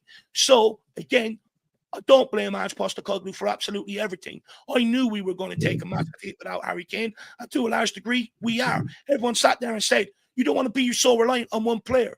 We're more reliant on one player now than what we ever were. And what club isn't reliant on their best players? It's absolutely nonsense. So hopefully you have an understanding of why I am, again, where I'm at right now when I foreseen us walking into that problem. And most of the Spurs fans didn't. Well, especially ones frequenting my channel, because they all told me it'd be fine. But it's not. 6 months later, they're all sitting there screaming for a striker. So again, hopefully you can understand where I'm at. Anyway, right now, sorry, geez, my voice is going tonight. No, you're good, Dave. But what I will say to you on that, about that, saying that we spunked it up the wall. Yeah, we did. I'm not going to disagree with you on that. I don't trust Levy with 5 pence. You know what I think about Levy, and I don't like, I don't like to keep going on about Levy. But right, what I will say in defense of any other manager that could have turned up at this club, they would get a much better tune out of this. But no one's sitting there questioning why we ended up at Ange Postecoglou in the first place. We spoke to Nagelsmann, didn't get it done. We spoke to Arne Slot, didn't get it done. We spoke to other managers, didn't get it done. Why? Because any manager worth their salt, when they see how we treated and how Conte and Jose Mourinho left this football club, they're not touching it with a barge pole. Anyone on the up, to a large degree in football, won't touch this football club. We were lucky Postecoglou wanted a crack at the Premier League, and that's why he made the move. We are lucky he wanted a crack. At the end of the day, we couldn't get a manager of caliber over the line. We act like we should just go and approach Jurgen Klopp and get him in here tomorrow. The reality is, it's not going to happen. When you have two managers who have won everywhere they've been and walk away from the football club in the circumstances that they did, where everyone's calling them, and not just Spurs fans, pundits, media, making them all out to be clueless, useless, etc., etc. Why would a manager worth his sort come in and take this football club over? I'm going to be the one to change it when no one has been able to. No one wants to question I agree with you on that, Dave. In the first place. Yeah, and I agree with you on that, Dave. But also, right, that's not just down to the managers, though. It's down to... See, I can't even bear to say his name. It's down to he who should not be named. Because he doesn't back anyone, Dave. He doesn't, right? I don't know a manager that I've seen in my lifetime at this club. I don't think he's backed any of them. But you know what, Rhino? The thing is, for me, it's not about the money, right? In comparison of what Tottenham, could spend for the majority of my lifetime, I think we've done a decent job of it to a certain degree in terms of putting the money up. But the problem is, we don't back a manager because we don't keep in a job long enough to back them and to bring about the change we need. When you're changing, like you look at the tenure of the ownership and the amount of managers we've had, which isn't included in terms, the average tenure of a manager on the ownership is less than 2 years. When you're doing that at a football club repeatedly, your squad is always in a mess. So even if you put up 100 million, which is roughly what we put up a transfer window now, you're making it spread over 8 players because you don't have that continuity. Like, there's this idea out there that if we build an attacking squad, you bring an attacking manager and he's going to take it on. We had Jose, Conte, and Nuno back to back. They all wanted different players for a different type of defensive system and stuff like that. So it's just not a logical solution. The reality is, you look at the likes of Arteta, you look at the likes of Liverpool or Jurgen Klopp at Liverpool. They backed them through the tough times, continuously backed them with the players and got them to that point. We have to take that approach at Tottenham Hotspur. We're not funded by the states that Man City are. So we have to be smart and realise that. But that's one thing we don't. We bring in a manager. You fail. Grant, get out my football club or bring the next guy in. And to a large degree, it's helped him evade a lot of criticism, a lot of scrutiny. But yeah, no one's buying into it. Of course it has, Dave. But at the same time, right, even though I'm not on this Ange love train, let's call it a love train because that's what it feels like nowadays, right? I can't just sit here and say that it's all his fault because when it comes to the window, it's down to him to put the money up. And he won't spend anything over 70, 80 million on what would be a decent player. When it comes down to it, right? Anyone else in that, like, look at the Eze and the guy situation over the last 2 summers and the winter one as well. Let's go for that because he was kind of linked with us in the summer and in the winter, right? Palace wanted something like, if I remember rightly, about 80 million for Eze, if I'm correct, something like that, if I'm not mistaken. Say that again. Palace wanted about 80 million for Eze, if I'm not mistaken, right? No, I don't even think we got to that point, to be honest with you. I don't really know the full, did we actually lodge a bid or whatever. But the thing is, we were led to believe by a lot of the media coming out of last season into the summer that Eze was our number one target, and that's what we're going to pursue. And it never happened for whatever reason, for one reason or another. Yeah, and then look at Guy, right? We put on a bid of, something like about 60 million in the summer and also the winter window. Well, that's my big pit. Like, if you have 60 million to go and throw and get someone like Mark Guehi, why not actually invest that then and go and have a more ambitious January transfer window? Why not go and buy a proper striker when we're in a time of need instead of bringing a young lad in from the Bundesliga who performs a lot better out wide and shoehorn him as a striker? And that's my problem. If you've got 60 million to spend, why didn't we spend it? Anyway, Rhino, I do have to keep this moving, my man. I do have other guests. It's been fun. And we'll speak to you again soon, buddy. Yeah, mate. Yeah, well, look, I hope you and the missus are all right and your family are okay and everything, though, Dave. Yeah, good. Just quickly, though, I don't want to have a quick say on the Bissouma, but just before we go, it's going to be very quick.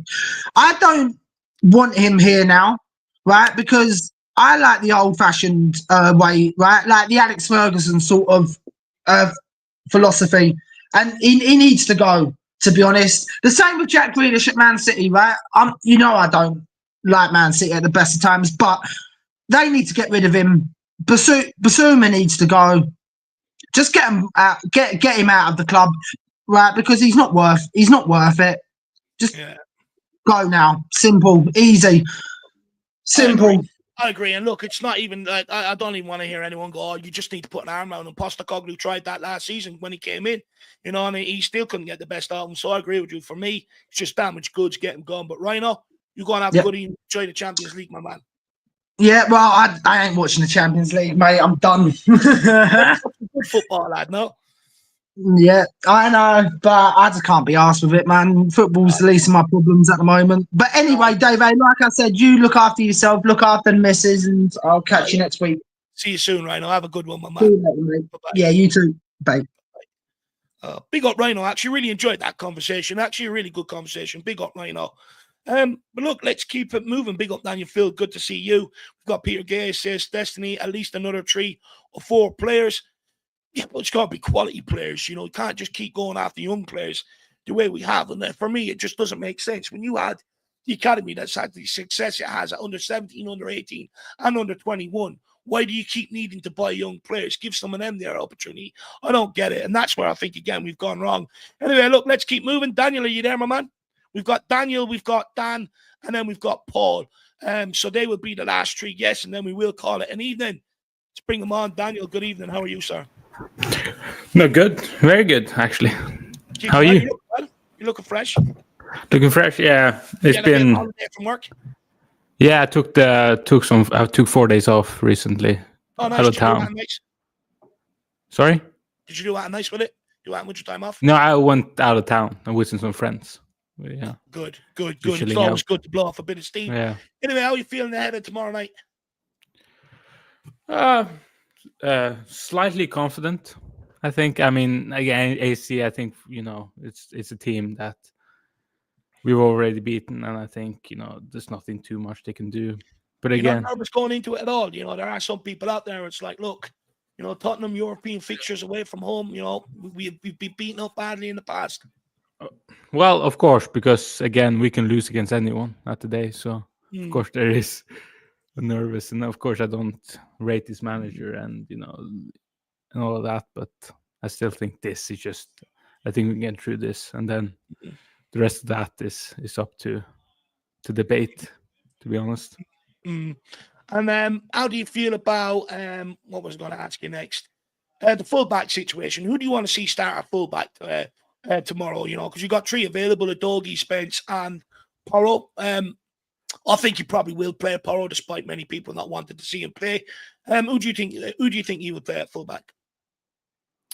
Well, it's hard. I hope he starts Spence at right back and Adogi at left back. Surely he has to, right? Because that's sort of what many fans have been led to believe, whether maybe made up of our own accord, that maybe Spence has been rested. But could it be a case that, he's still preferred fullback, parents are back, and Jed Spence has to take place on the bench? Well, yeah, you know what? With him, I think, yeah, I don't know what, I don't know what his mind frame is, to be honest. It's just so. I mean, it's just so. Changes here and there, and it's just so baffling. Yeah, and Porro needs rest. He needs long rest. What? I don't even think it's a case of rest, Daniel. I think with Pedro Porro, I think he's an extremely fit lad. With Pedro Porro, he spoke about in interviews and that this year as well, that he does a lot of recovery work outside of football. And I know I was listening to someone the other day where they were saying Axel Tuanzebe gave an interview to someone the other day, and he was saying, when he was speaking to Cristiano Ronaldo and all, a lot of what Ronaldo focused on outside of football was recovery. That's why he was always available and stuff. And I think to a large degree, Pedro Porro is probably one of them guys. For me, I just think it's his defending. I think one-on-one defense, which you're expected to do at this level, especially in modern-day football, I just don't think it's good enough. I don't think it's up to scratch. And I think because of that, it automatically brings around the conversation. Well, he's played so many games this year, maybe he just needs a rest. I'm not sure that's the case. Do you think it'll improve? Say if we give him a rest for an extended period and bring him back in, do you think we will see much more improved defensive performances? No, I agree with that, to be fair. I don't think, his defending is pretty poor at times. Of course, it can be great. He's shown he can be great, but again, the lack of awareness and concentration is. What, for me though, Daniel, anyone can have luck and shine at something once. So you got to do it consistently. And that's for me where he sort of lets me down a little. And I actually don't. I actually like Pedro Porro. I think the way he does a lot of recovery and fitness work extra outside of Tottenham. I think a lot of Tottenham players could take a leaf out of his book, to be quite frank. How do you feel on the Kulusevski injury? It's a huge blow, coming out the back end of the campaign, because he is one of our most creative, if not the most creative player in the team. Yeah, it is. It is, of course, a huge disappointment, and of course it happens. It's just always something. It's always something. Yeah. That's the thing. How many times this season have we're getting players back and then someone else goes injured? Yeah, it's mad. It's mad. And I don't know. I mean, I'm starting to question the training and just the management at this point, because how many players can get injured at this, so frequently. It's just insane. And to be fair, he has not been at par at recently, this last couple of games. But again, he can turn up, and you can always turn up and need him. So I don't want it to be injured. So it's a huge blow for me. Let's talk a little. Did you watch the Man City game at the weekend? Yeah. Oh, sorry, not the weekend. Midweek last week. Yeah, I did. Wilson Odobert, do you think he deserves to retain his place in the lineup coming into this game? And if so, for who? Anything? Yeah, I think so. I think he probably needs to start again. I think since Kul is injured now, and since he's not going to be starting, then. But again, yeah, he put the other bird on the right then, if he can, play there. Well, he's played there a couple of times, so far this season, earlier on the season, he's played a couple of appearances off the right. So I don't see why he can't play there. I think that might actually play out tomorrow. I think you might see him be moved out onto the right-hand side if Postecoglou has the balls to drop Brennan Johnson. Oh, yeah. But speaking of Postecoglou, how much pressure do you place on him in the Europa League in terms of him being here next season? Well, it is the only thing now. I mean, this guy should have been sacked long ago, in my opinion. So this is, if he doesn't go, especially if he doesn't go at least semifinals, then you gotta just go, and there's no hope really for me for him. Yeah. No, I think a lot of Spurs fans, if we don't make at least the semi-finals, be utterly disappointed. And I think it definitely throws up questions. Even me, I'll be questioning, does he deserve, because I think, if you don't make semi-finals, considering, we've been the favourites from the early onset, I do think it ends up being a very disappointing season in Europe in general, because even some of the games earlier on in the season, we made hard work, which should have been a lot lighter work. So I do agree with you in that regard, Daniel. Have you anything that you would like to talk about coming on here today? Anything you want to get off your chest that'll make you feel better leaving here? Well, I just heard about the Bissouma shit. Him going skiing on his days off.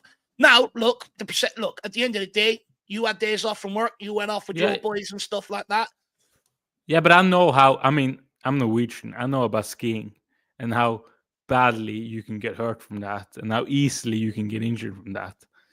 What a weird thing to do when you're a footballer, and in the full season, his season's still going, and he decides to do that. Go and do something else. Go anything else. Go swimming. Fucking hell. You decide to go fucking skiing down. I know. There you go, broken leg. I've been injured before. My friend, I've seen every time I've been going skiing, someone's getting injured. Every single time. It's a very, not dangerous, but injury prone thing to do. Well, look, Bissouma's contract is up at the end of next season, 2026. We're approaching the summer now where you got to make the decision. Are you going to renew the contract, or are you going to try and sell him and get the best price possible? What decision would you make? Sell. Fucking hell, sell. You make nothing. You don't see anything there to sort of say, look, let's keep him for another season or two and let's see how he gets on. Sadly, because when we signed him, Jesus, I was so excited. I thought, oh my everyone God, was. Play. Yeah, of course. And what it's become is just joke, to be honest. And I just, I mean, I've seen, allegedly clubs that are interested in him. You just, Crystal Palace. There's no big clubs that are interested in him. So that just tells everything, really. Well, Destiny comes with a different point of view. He says, to be honest, Dave, I would go on holiday if I was doing bad at my business. Making money or not, the business comes first. Bissouma is a clown. Get rid. I'm a bit confused. You would go on holiday. Yeah. Do you know what? Look, to a certain degree, if he goes off on holiday, fine. But skiing, with the risk of injury, with the injuries we've had this season. Look, touch wood, he didn't, thank God. But imagine if he did, and try and explain that one away. I mean, seriously, it's just such a dumb decision to make, in my opinion. He could have went away to the Maldives and sat there for 2 days on the beach. No one would have batted an eyelid to a certain degree. But also, I would say, if you're not doing well and you wanted to perform, like you say here, that's where you knuckle down, you work out why, and you put it right. Doesn't seem to want to do that. So, he says would not. Yeah, no, I get you. I get you, Destiny. Big up, my man. It's absolutely mind-boggling. Absolutely mind-boggling. Any other players that you think are on the chopping block? There was rumours about Richarlison today. Apparently, Everton will be happy to take him back if he wanted to go back there. I mean, is he another player that maybe we need to cash in on? Because, look, I think when Richarlison plays, he does add something, But the problem is it's very few and far in between. You probably get a stretch of 7 games out of him, then he's gone for the either side for the rest of the season. Does it come a point where we just have to say, look, you got to go? Yeah, and also, he's so injury prone. I mean, he can't seem to get 3 games more, and then he's injured. Get a huge injury as well. So, of course, on his day, he seems to, deliver. I remember last season he had, very, a long run of games where he, my God, what a player he looks like we have here. But the injury is just, we can't deal with that. You gotta look to get rid of now.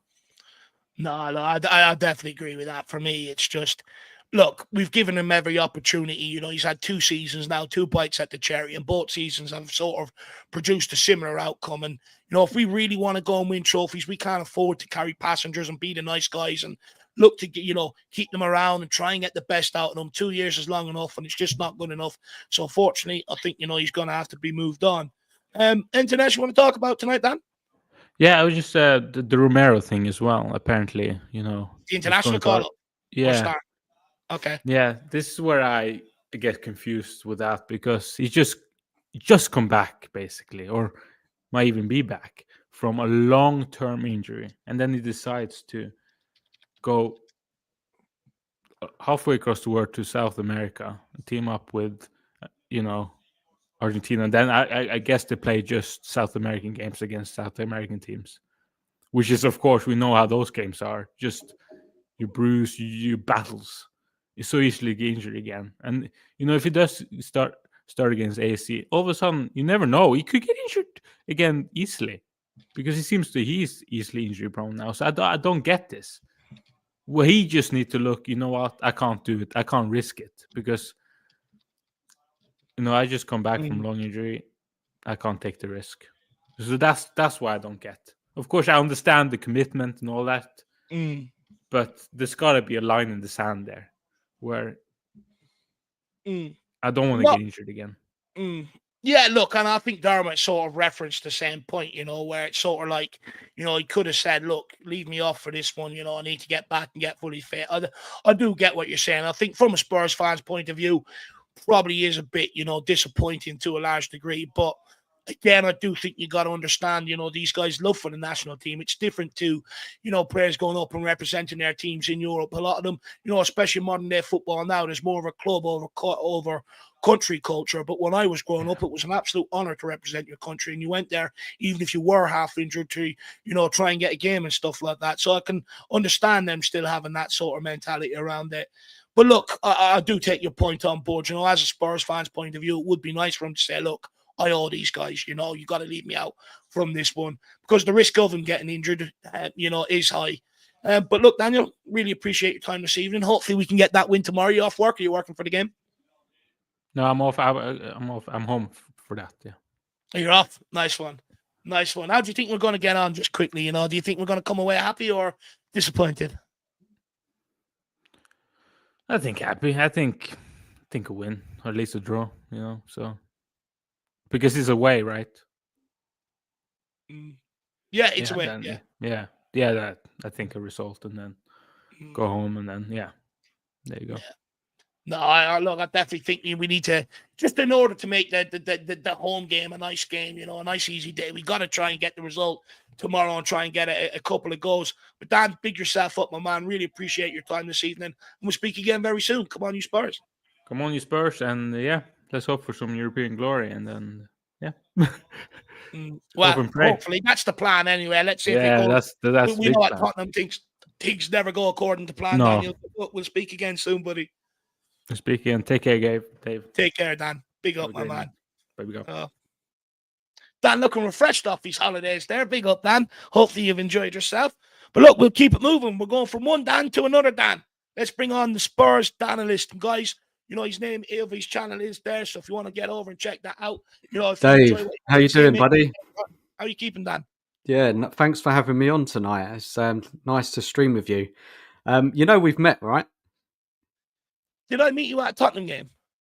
No, we were streaming together on Spurs Kings TV near the end. I think it was. I don't know if the season had started or it was before the season. Me, you, Marlon, and Ash. Do you know what? I do that many streams a year, Dan. It's hard to remember. It is a long time ago. Yeah, I would have been on Spurs Kings TV at the start of the season or in around there, 100%. We had a conversation. Yeah, it was. That was before I started my channel. That's the channel I went on, and I remember meeting you on there. But yeah, How are you Your doing, channel's man? doing You well, good? it's fine, you know. I do pop by a lot of the channels and listen in to what people are saying and stuff like that. So you're doing well with it, like keep it going. You enjoying it? Hard work, innit? Yeah, it's been a real tough season, hasn't it? To Oh, start on lad. YouTube this season, man, it's been really, really difficult. I mean, it's the same conversations every week about Ange and disappointment, and it's been a massive challenge. You must feel the same. Oh, lad, it's. Do you know what? I almost sit there at times and I'm like, I'm a bit jealous of the likes of Chris Cowling expressions. We are Tottenham TV. You enjoyed the Poch era. You know, I had the good times, the good ride with it, because I can only imagine how fun and how good it is and everything else when you're on that trajectory. But unfortunately, I think I've came in at the wrong time. We're on this trajectory where it's only getting worse and worse and worse. And you know what? It makes it too. Sometimes it makes it unenjoyable because none of us want to sit here and grate on the club, No. grate on the players, and be pissed off all the time. We want to sit here. We want to enjoy the club. We want to love the club. When so many things go wrong, it's so hard at times, you know. It is. It's really tough. It's been a tough season for everyone. Whatever your opinion is on Ange, yeah, it's been very difficult, very challenging. And look, I mean, how are you feeling about the season yourself? Are you just kind of resigned? Are you just want it over? Do you have hope we can win that Europa League? Where's your head at, Dave? Do you know what, Dan? For me, two things. I'll start with what I think, the season, how I think the season's going to end. Look, for me, it'd be nice to try and climb as high as we can in the league table. But to be honest with you, a lot of it's irrelevant, right? The damage is done. There's nothing left to play for in the league. In Europe, look, obviously I hope and I want us to go all the way to Bilbao and I want us to win it. That's my ultimate goal. I just want to win trophies with Tottenham Hotspur. But the reality is, I don't believe you can just be shit in the league and turn it on midweek for a Europa League game. I do believe come the end of the season, especially in cup competitions and that, momentum carries you over the line. Very rarely do you see a team just being able to switch it on for Europe and go on this massive run. So for me, ultimately, I think it's going to end in disappointment, this Europa League run. But I'm an eternal optimist, Dan. I'm a Spurs fan at heart, and I always hold out that belief until it's not possible anymore. It's just the sort of guy I am. In terms of how I thought the season was going to go, to a degree, a large degree, I was really concerned in the summer transfer window. I was on last one on Spurs, and I noted my displeasure of the transfer window. I thought it was going to come back to bite us. I had a lot of, even though I don't think Ange Postecoglou was as bad as a lot of people say and stuff like that. I even had a lot of the Ange Postecoglou fans come at me and say, Dave, stop being negative, just back Ange Postecoglou. But the reality is, and I said to every single one, I can't back. I'm back Ange Postecoglou. But my way of backing him is by saying this transfer window isn't good enough. I'm not sleepwalking into a season. I foresee the problems coming. I said going after young talent didn't make sense to me when we had so. Do you think it'll be this bad, Dave? Did you think it would Not be this bad, so not this bad. bad? I did think it would end up in disappointment. I said that on last one on Spurs. I said this season will end up in disappointment because we haven't done the right transfer window. I think in the summer, off the back of the success of all the academy kids, we didn't need to go down the route of signing all your young players that we did. I can understand the odd one of a Bergvall or an Archie Gray, but the rest should have been senior, experienced players of a certain caliber to come in and help kick us on from fifth onwards. I think the board got carried away with themselves, thought Postecoglou would be able to carry the same team again, and they'll invest in more youth players and hopefully stay in and around the same without pushing it on. And I did say on last one of Spurs, I think this season will end up in disappointment because them youngsters, a lot of them, they might come in and they might do well, but they're never going to be at the level to impact the game at the level we need to put points on the board, etc., etc. So I foreseen us sleepwalking into this, Dan, actually. Look, I was just like yourself, very concerned about that summer transfer window. It was not good enough, and the warning signs were there. Plus, obviously, all the extra games we were going to have playing in Europe, and it's a massive issue. But still, I still feel Ange could have done a lot more. I know we've had the injuries, and I know a lot of people like to look at that and put it all on the injuries. But when I watch us and before the injuries started, we weren't playing great then, were we? We were very inconsistent, win one week, lose the next.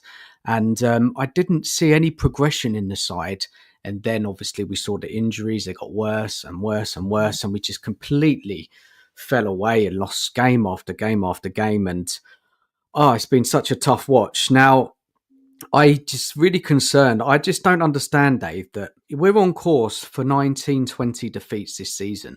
We could easily lose another 5 or 6 games. And now if we look at the history, if that's the level of defeats, that's going back to 2003 and possibly 1991, 92. Now, I just looking at it like this, how can any manager survive a season losing almost half your games, whatever club you are? I'll be astonished if he's here at the start of next season, if that's the case, unless he wins the Europa League. That's the only thing which would save him. Dave, what's your view on that? No, look, I understand what you're saying, and of course, I'm not like everybody else. I'm not happy with the amount of games we're losing. But again, Dan, I've foreseen a problem like this arising when we were selling Harry Kane. I said 2 years ago, before we sold him, look, many fans were coming on at me going, Dave, he doesn't want to be here. We've got to cash in, etc. I'm like, okay, I can understand that. But the reality is we should be putting pressure on the club to keep our best players. And I famously said, once we sell Harry Kane and Son goes into decline, because I was on about it for years. You go to any podcast that I've been on, I've been speaking about this for years with Son and Kane, and that we need to get ahead of this situation quick, fast. I said, we are going to career down that table towards the relegation zone. People laughed at me. Where are we this season with an aging Son and no Harry Kane? And that's why when I understand the stats around Postecoglou and everything else, but I also think people have to understand not having someone like Harry Kane, who Conte and Son in their best, in their prime, like Conte and Jose to a degree, had the benefit of. They were able to rely on them to put points on the board. Postecoglou doesn't have that. He's having to create a whole new front line, and that's not easy to do. And that's why I think Postecoglou is faring out worse than the others. But again, to a degree, I sort of expected us to be in this position when we didn't get ahead of that situation with them two. Dave, what do you think our squad is like compared to the likes of Forest, Bournemouth and Brighton, Fulham? Level of player quality. I know the forward line's not the best, and I agree with you, it's not. But if you compare the players we have in our squad to those other teams, I think we have better squad man to man. So this is why it's really difficult for me. You said Brighton and Fulham. Yeah, they're all doing better than us in the league. They don't have European football. They haven't. No, they don't. That's true. But we all see what they're doing, don't we? Yeah, they got a game plan. They know what they're doing, and they have injuries too. They don't have the bigger budget as us, and this is what's really hard for me when I see teams like that doing so much better than us, and then we look at our side, and it's just regression in the way we play football. Oh, yes, you have injuries throughout the season, of course. It's going to affect performances. But Ange, he should have adjusted. He should have changed something. He should have played it differently to get points. It's all about results, Dave, isn't it, at the end of the day? And he just hasn't performed in his role. I think so. But look, the argument with Ange, we could go on all night about. Oh, look, the thing is, I don't really want to get into that with you, Dave, because... No, but look, the thing is, right? Yeah. I don't think Ange gets everything right. I don't. Look, I question some of the substitutions he makes in-game. I've questioned some of the starting lineups. Him switching to a back three against Everton. If anyone was listening, I went ballistic about. It's like, as a manager, I think once you do that, you're sort of admitting what you're trying to do doesn't work to a large degree. And it didn't work once he changed it either. So for me, I don't agree with everything that Ange Postecoglou has done. I've rewatched just after watching the Jurgen Klopp documentary on Amazon, and there's things that Jurgen Klopp has done where I thought, okay, he's handled that a lot better than Postecoglou has done in certain situations. Like last season, there was a season where Jurgen Klopp had a lot of injuries. He brought in a lot of the academy players. But the difference is, he actually didn't have no problem turning to them and showing a lot of faith. I think Postecoglou at times has been very hesitant where they could have helped alleviate maybe some of the injury crisis and stuff like that. Dave, what improvements have you seen, Dave? What is there anything positive you've seen in Ange's side? Anything you can kind of go to and say, look, I can see that's working. I can get behind that. Is there been anything, Dave, that you've seen this season that you thought, okay, I can see what he's doing. I just can't see anything. And I'm just speaking how I No, feel. look, for me, Yeah. I like the approach. I've always been, I'm not a big fan of defensive football. Don't get me wrong. You know, when Jose and Conte were here, I get behind it. I know the caliber manager they are, and I know it can work. I'm not one of these where I need my football played a specific way. I just want to try and play winning football. But I do prefer to play out from the back, build up from the back. I do prefer to play attacking football. I do prefer to go on the press and go and hunt the ball. You know, I think it's traits that Jurgen Klopp has had at Liverpool. I think it's traits that Guardiola has had throughout his manager career. That's the way I prefer my football to be played. And I do think we can get there under Ange Postecoglou. But again, I don't think... But what is it, Dave? What have you seen, Dave? What is it? Because I'm really struggling with it. What have you seen this season, last season? I think the fact that he's come out of this period and everyone in the club is still with him, players, board, etc. Yeah, fans as well. Fans are behind him still. Not necessarily, Dan. I disagree with that. I think a lot of the online noise, and look, you've got to understand, a lot of the online people aren't getting to games because they live all over the world. A lot of them are unhappy with Ange. They were singing his name, Dave. They were singing his name after we were 6-3 down against Liverpool. They were singing Ange's name in the stadium, which I find hard to understand when you're not seeing that now, though. You're not seeing that now. I think that was it. That was ahead of the January transfer window. And I think that was maybe people trying to say, "Look, back this guy," but it's not happening now. And the thing is, like, I think because you know I get a lot of people that go to games and stuff like that, and credit to them. You know, it's not cheap and it's not easy to do, etc. Credit to them. But the reality is, there's a much bigger fan base outside of the people that go to them games. And a lot of them don't want Ange Postecoglou here. A lot of them don't like him. But there has to be something to be said that the playing squad are still with him. The management, above are still with him. In other times, when Jose and Conte have experienced difficulties, the squad didn't want to play for them. The board couldn't wait to get rid of them. And the fact that he's still got everybody internally on his side. I think who's improved, Dave? What players improved this season under Ange? Yeah, look, I hear what you're saying. I think, look, despite people having their problems with him and Jed Spence, realistically, he's the only manager to get something out of Jed Spence in his senior career, despite Leeds, Genoa, and other clubs attempting it. So, despite people not liking the way that he's laid it down for Jed Spence being the hard way, the reality is he's got more out of Jed Spence than what even Conte refused. Bergwijn's come in, he's come on leaps and bounds. Archie Gray's come in, he's played very well. Ben Davies, who I've had a massive problem with in years gone by, I think has looked much better under Ange Postecoglou this season. I think Vicario is a very good goalkeeper. I think a lot of our problems actually stem in the front line for me. A lot of them aren't clinical enough. They're not good enough. They waste too much ball. They give away too much possession. We can't sustain attacks for large periods. And for me, that's where we get let down. So would you say it's the level of player why its system's not working, or do you blame the system? I think to a large degree, I think most of it is the quality of player. Okay. Look, it's interesting to get your opinion, Dave, on it, because it's all about opinions, isn't it? No, it is. But for me, it's interesting to get another point of view, because a lot of people I stream with, a lot of people I stream with on YouTube are very much Ange out. Very unhappy with the manager, like me, and it's good to get a different opinion and to have a conversation with someone with a different opinion. And fair enough, man. I respect your opinion, definitely do. Now, going back to the question around the defeats, 19-20 defeats. Now, if we look at it from the board, Levy looking at this season, how it's gone, looking at other teams performing in the league, doing a lot better than us, like Nottingham Forest, Bournemouth, Brighton, Fulham, for example. Do you think there is a chance that Levy will be like, no, it hasn't worked, Ange, and we need to make a change to the coach? Yeah, look, maybe come the end of the season, that's probably a discussion he's going to have. The reason why he didn't sack him, in and around December, January, is because when you got that amount of injuries, regardless whether people scream here or Thomas Frank, you really think they're going to leave their club and walk into Tottenham with that many injuries, knowing the problems it's going to cause them? Of course they're not. So the decision on the manager was never going to be made until towards the end of the season, and it won't be made until we find out what happens in terms of the Europa League. Can you call it, Dave? Can you actually call it? It's really hard, isn't it? Look, honestly, I don't know what they're going to do. They're unpredictable.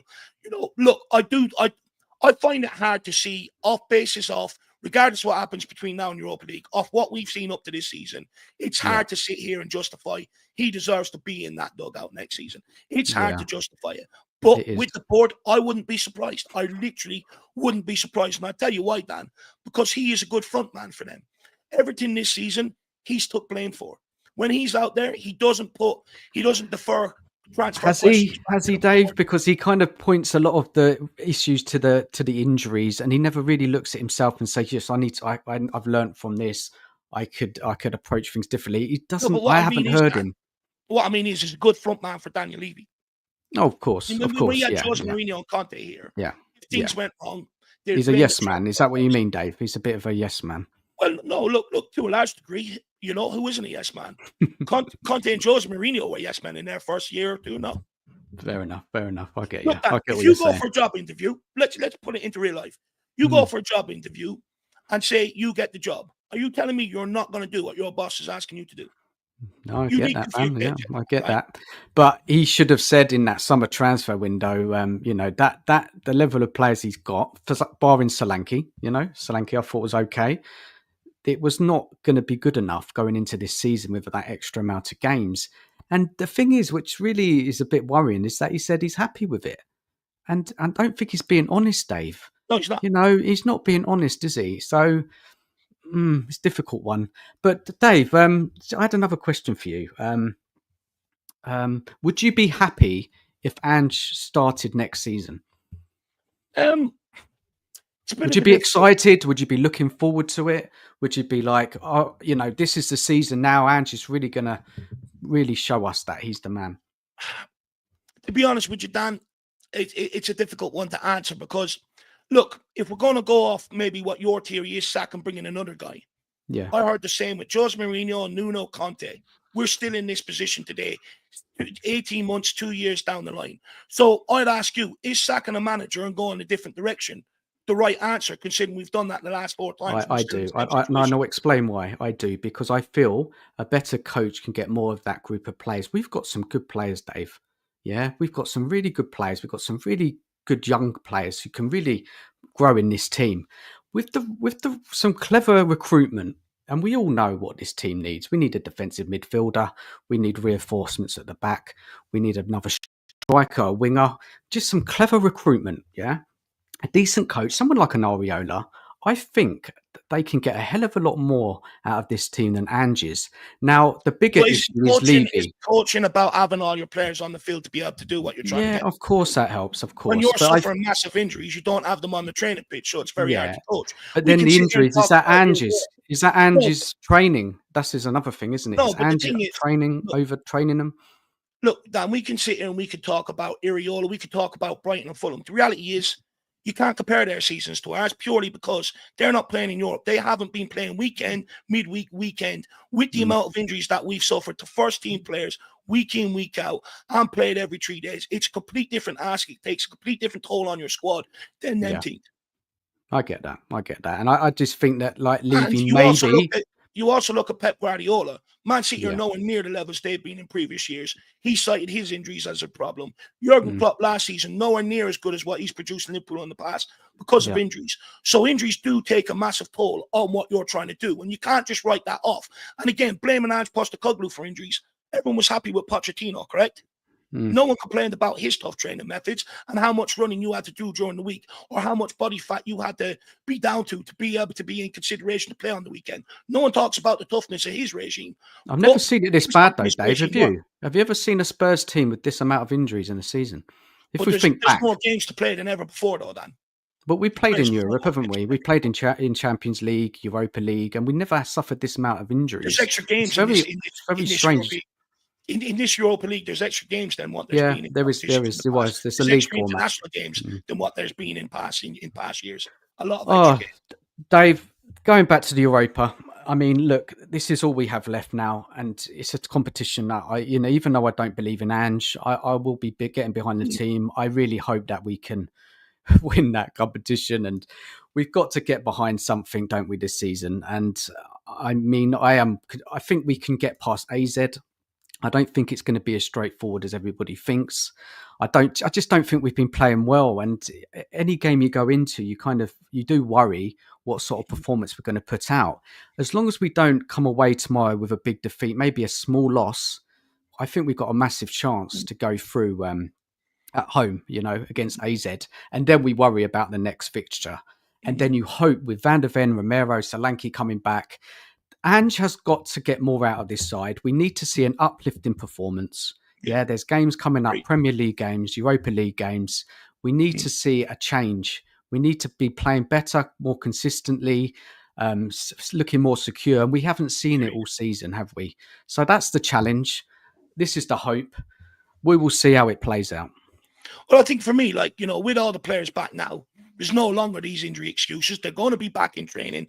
We'll have time to work on things. So for me, between now and the end of the season, let's see what they can do. If they go and perform, then I'd say, you know what? Maybe, but it has to be the right backing in the summer. Let's see what happens next season. If it doesn't change, I don't think I would be comfortable heading into next season with him in charge. We do have to see an upturn in performances with the players back. Yeah. And just one more thing, Dave, before I know you've got someone else waiting.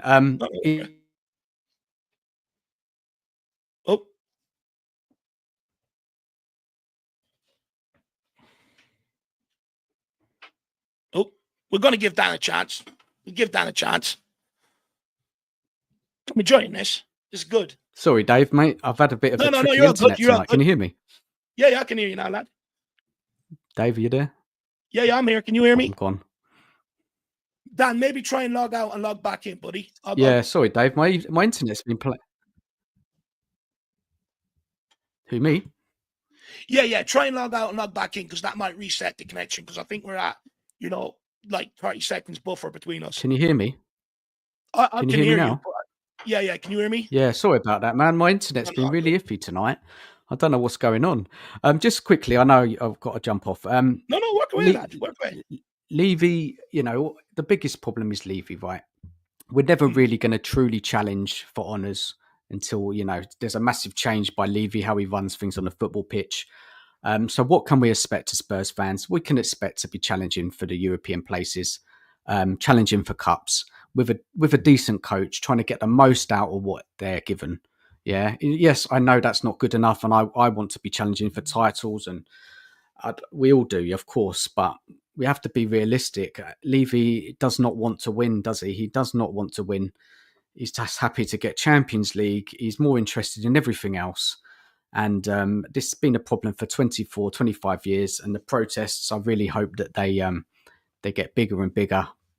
And hopefully, they make some kind of difference because this has gone on too long now, Dave, isn't it? It's just not been good enough. Like, we're a big club. We've got a massive history. We want to be challenging for honours season in, season out, or at least see the club wanting to. And I think it doesn't take a lot with just some good recruitment. Instead of buying 7 or 8 players, bring in 3 top players to come in to that side and really mix it up. Because I think we've got a good team. I think with the right recruitment, clever recruitment, experienced leaders coming into that side with a good coach, I think we could be onto something. No, look, I agree with you. I think, for me, that's where I was massively disconnected in the summer and to a large degree January, because for me, I know we needed experienced players. We needed to bring in players that could come in and impact the here and now. And we failed to do that. And that has to happen this summer.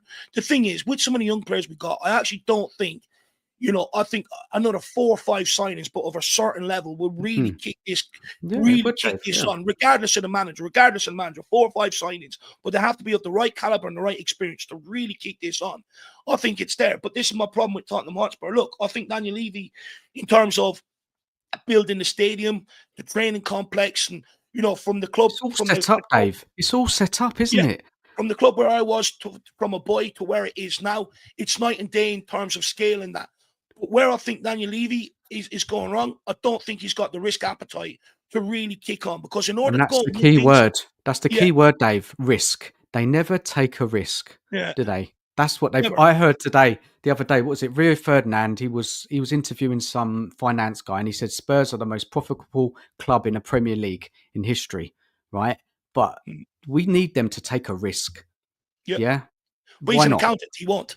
They're not He trained. won't. They're trained, This is trained to it. play safe. This You is know, the they're trained problem, to isn't go it? with We the need numbers. Levy to leave. Like in order for us to kick on, right, we need to start shopping in the pool of your 80 to 100 million pound players. You know, people go, oh well, you know, a good manager shouldn't need the best. We're in the Premier League, 3 or 4 teams that have the best players available to them to ahead of us. We need to start trying to compare to that and start bringing in better players if you really want to go and compete on a serious level with these guys. And that's But the in point order of to bringing get the to that stadium, point, Dave. We built that massive stadium to be able to. and This that's is why I what was they so pissed told off at us. them selling Harry Kane, because I was told, or what I was led to believe, and what, you know, and I took him on his word.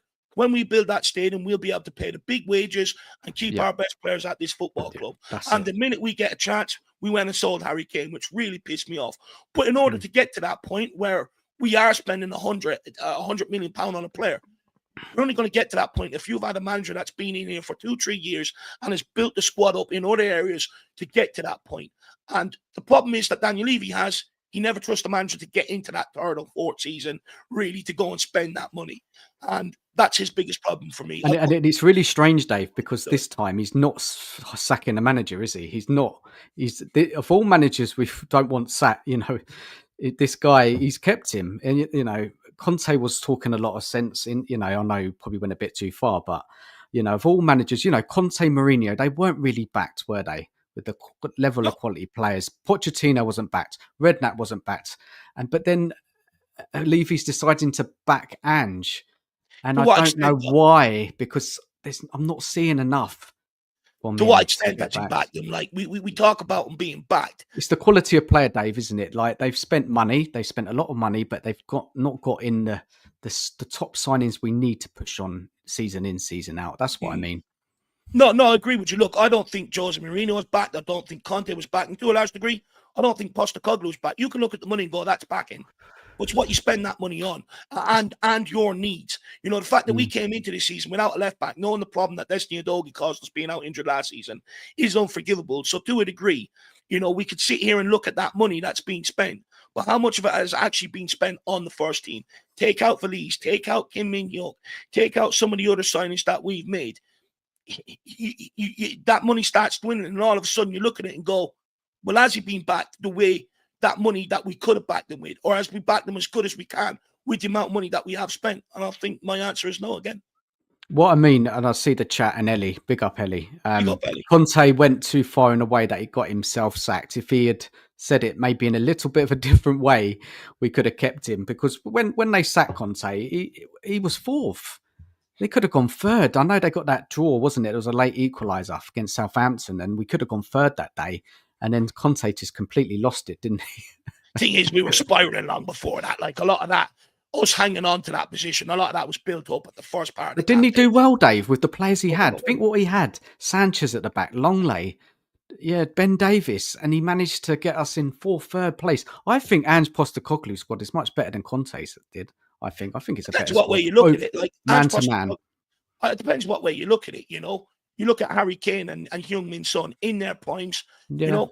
Yeah, that's an advantage. When you have them guys to rely on going forward, you're always going to be a better team. You're always going to win more games than what you lose. When you don't have them guys that you can rely on, doesn't matter what you have behind it, you're going to take the hit because you can't score enough goals or create enough chances. We don't have those players anymore, Dave. You know, the players that can get you off your seat. Where are they gone? I know, that's what pisses me off. That's one thing I keep saying, you know. I was listening to the David Ginola interview the other day, and the amount of times I've heard this around David Ginola. When he gets the ball, you could hear people stand up in the seats slapping backwards because of the excitement. I'm not being funny. When Brendan Johnson gets that ball, is anyone standing up off their seat in anticipation? No. Son, to a degree now. Is anybody really getting out their seat the way they used to for him? No. Anyone going forward, does anyone get out their seats? No. You know, when we had Harry Kane here, people got out their seats when he touched the ball because they were expecting. You know, right. Gareth Bale, Modric, players like that. Yeah, that team. Did you hear Van der Vaart on Talk Sport the other day? He said it as well. He said, but the problem with Spurs is that they just buy, 6 or 7 players when really they just need 3 top players to come in. And this is what we just said a few minutes ago. So, the club have got to listen to play and also the punditry these days as well, Dave, and particularly this season, they are kind of calling out Levy, aren't they? I think it was Jamie Carragher. They're all talking about it. Something has got to change at this club because we're stuck in a rut. We're stuck in a system, a cycle of failure. Well, I think they're at a point where they have to call out Daniel Levy. Jamie Carragher famously said we should sack Conte. He should be getting better. He should be doing this. He should be doing that. You know. But now all of a sudden he's sitting there calling out Daniel Levy. Why not call him out when Conte was in the job? Might still have Conte here. Might have even lifted something by now. And that's my problem. That's why I don't even get too carried away with what the pundits are saying. Because, you know, you had no problem calling out Conte saying he needs to do this, that, and the other with you know, bar Harry Kane and Son. A lot of that squad was riffraff, you know. But now all of a sudden he's calling out Daniel Levy this year. Where was that 2 years ago? So for me, with these pundits, I don't buy into it 100% what they say all the time. No, you don't. What about their criticism of Ange's tactics this season? Quite a lot of them have been talking. TalkSport, Sky Sports. They've been really calling out, and it's not just the fans who are questioning the tactics; it's the ex-football players, and you have to listen to them because they've played the game. No, look, I listen to them on playing the game, tactics, and stuff like that. Yeah. When they're sitting there saying you need to sack Conte, and Conte is a winner, and we have a history of not, you know, recent history under Levy of not winning. It doesn't add up for me. Where's your common sense? When it comes to tactics, playing the game, how a player should live if they want to be successful, by all means, I'll listen to them when it comes to that stuff. But when it comes to hiring and firing and shit like that, I don't want to listen to it because, you know, I remember when he said that about Conte. I remember in the same breath, he went and defended another manager and you know, went after the board. So for me, it's just about the consistency of it. The player I actually listen to is Roy Keane the most. I think he gets a lot of it absolutely bang on, just tells it how it is. But like I said, when it comes to players in terms of tactics, look, when it comes to the inverted fullbacks, not a fan. Not a fan whatsoever. Just play your fullbacks as normal fullbacks. You know, I'm not a fan of it. But at the end of the day, you've also got to realise he's done this elsewhere and he's won with it. Dave, I've got a good question for you. Before you finish, before you send me off, if you could choose, would you bring in another coach? Because you're saying you like you don't like the inverted fullbacks, you don't like, you know, maybe the high line as much. Back, you know, I don't cut it mind down a bit. So would you, if you could choose, who would you change? And if you could choose, who would you bring in to manage Spurs for the next season? Look, for me, I would only change it if it's a manager of a certain caliber. What I don't want to do is fire Postecoglou and be stabbing around in the dark trying to, you know, suss out this guy, see if he's interested, suss out that guy. Like, I hear a lot about Thomas Frank, and to a degree, I can understand the argument. Good coach, adapts to what he has. But it all depends what you want to be as a football club. Managing Tottenham Hotspur or managing Brighton or managing Brentford are two different things. Same with Iriola. Don't get me wrong. I think Iriola is one that would probably go on to bigger and better things. But again, managing Bournemouth and managing Tottenham Hotspur are two massive things. Like, I put the argument, would Iriola do as good at Tottenham Hotspur or better than Ange Postecoglou with the amount of injuries that Ange Postecoglou has had with first-team players all at once this season?